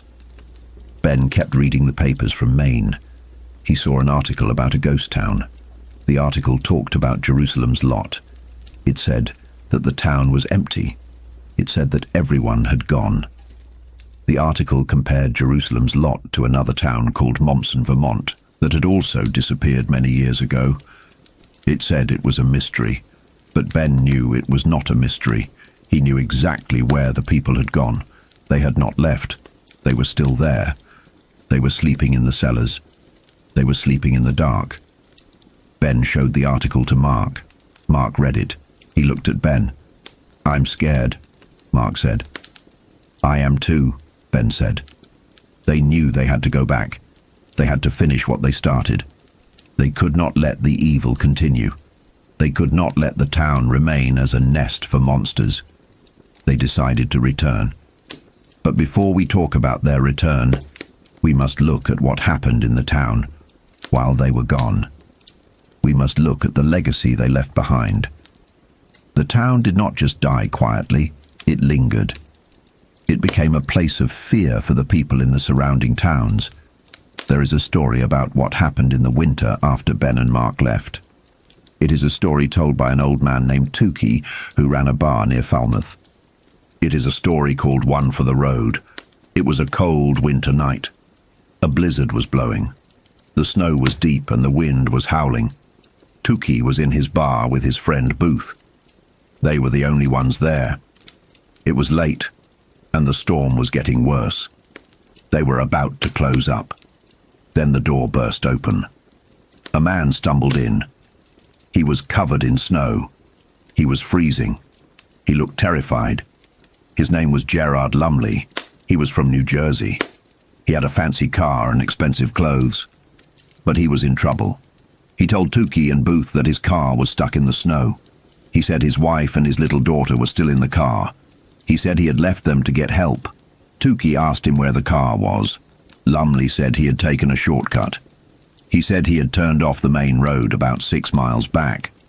Tukey and Booth looked at each other. They knew that road. It was the road to Jerusalem's lot. They told Lumley that he had made a mistake. They told him that the road was not ploughed. They told him that the town was deserted. Lumley got angry. He demanded help. He said his family was freezing. Tukey tried to warn him. He told him that there were bad things in that town. He did not say the word vampire, but he meant it. He told Lumley that people who went there at night did not come back. Lumley did not believe him. He thought they were crazy locals. He insisted on going back to his car. Tukey and Booth were good men. They could not leave a woman and a child to freeze in the snow. They agreed to help. Tukey got his 4-wheel drive vehicle. They all got in. They drove into the storm. The snow was blinding. The wind shook the truck. They drove slowly down the road to Jerusalem's lot. They found Lumley's car. It was a big Mercedes. It was buried in a snowdrift. The engine was dead. The lights were off. They got out and looked inside. The car was empty. Lumley went crazy. He screamed for his wife. He screamed for his daughter. Her name was Francie. She was 7 years old. He saw footprints in the snow. He ran after them. Tukey and Booth followed him. They were scared. They knew what was out there in the dark. They had their crucifixes. They held them tight. They found Lumley standing in the snow. He was looking at something. It was his wife, Janie. She was standing in the shadows of the trees. She looked beautiful. She was wearing a light coat, but she did not seem cold. Her skin was pale. Her eyes were glowing with a red light. She called to her husband. Her voice was sweet. She told him to come to her. Lumley ran to her. He thought she was safe. He wanted to hug her. Tukey shouted at him to stop. But Lumley did not listen. He reached his wife. She opened her arms. She smiled, and then she bit him. She sank her fangs into his neck. Tukey and Booth watched in horror. They saw the blood. They saw the change come over Lumley. Then they saw the little girl, Francie. She was standing nearby. She was wearing a little dress. She looked like a doll, but her face was white and her eyes were red. She floated over the snow. She did not sink in. She left no footprints. She came toward Booth. She held out her arms. She asked him for a kiss. Booth was an old man. He was frozen with fear. He almost let her touch him. She looked so innocent, but Tukey saved him. Tukey took a Bible from his pocket. He threw it at the little girl. The Bible hit her. There was a flash of blue light. The girl screamed. It was not a human scream. It was the sound of a monster. She backed away. She hissed at them. Tukey grabbed Booth. They ran back to the truck. They jumped in and locked the doors. They drove away as fast as they could. They left Lumley and his family in the snow. There was nothing they could do for them. They were gone. They were part of the town now. This story shows that the evil was still active. It shows that the vampires were still hungry. They were waiting for travelers. They were waiting for fools who took the wrong turn. The town of Jerusalem's Lot was a cancer. It was growing. It was dangerous. Ben Mears knew this. He knew that he had to go back. He had to cut out the cancer. It was the fall of 1976 when Ben and Mark returned to Maine. They did not go into the town. They stayed in the woods nearby. They prepared themselves. They knew what they had to do. They were not going to hunt the vampires one by one. That was impossible. There were too many of them. They were going to destroy the whole town. They were going to burn it to the ground. It was a dry season. There had been no rain for weeks. The woods were dry as tinder. The leaves were brown and brittle. The wind was blowing from the west toward the town. It was the perfect time for a fire. Ben and Mark walked through the woods. They reached a spot that overlooked the town. They could see the houses. They could see the church steeple. They could see the Marsten House on the hill. The town looked peaceful in the daylight. But they knew what was sleeping inside those houses. They knew what would come out when the sun went down. Ben took a pack of cigarettes from his pocket. He did not smoke any more, but he had bought them for this purpose. He took a matchbook. He looked at Mark. The boy was older now. He was taller, but his eyes were still the same. They were old eyes in a young face. They were eyes that had seen too much. "Are you ready?" Ben asked. "Yes," Mark said. "Do it." Ben lit a cigarette. He took a few puffs to get it going. Then he dropped it into a pile of dry leaves and twigs. He watched as the smoke started to rise. It was a thin grey wisp at first. Then it turned white. Then he saw the first flicker of orange flame. The fire caught. It crackled. It began to spread. The wind picked it up and pushed it. Ben and Mark moved back. They watched the fire grow. It moved through the brush. It climbed the trees. It became a wall of flame. They walked back to their car. They drove to a high place where they could see the town. They watched as the fire reached the first houses. They saw the roofs catch fire. They saw the smoke billow up into the sky. It was a black, oily smoke. The fire moved fast. It jumped from house to house. It consumed the dry wood. It consumed the secrets of the town. The sun began to set. As the light faded, the fire became brighter. It lit up the night. Ben thought about the vampires in their hiding places. He thought about them waking up to the smell of smoke. He thought about them trying to escape, but there would be no escape. The fire was all around them. The sun was gone, but the fire was just as deadly. It would burn them to ash. He thought about Susan. He hoped she was truly gone. He hoped her body had been destroyed. But if any part of her remained, the fire would take it. It would purify her. He thought about Matt Burke.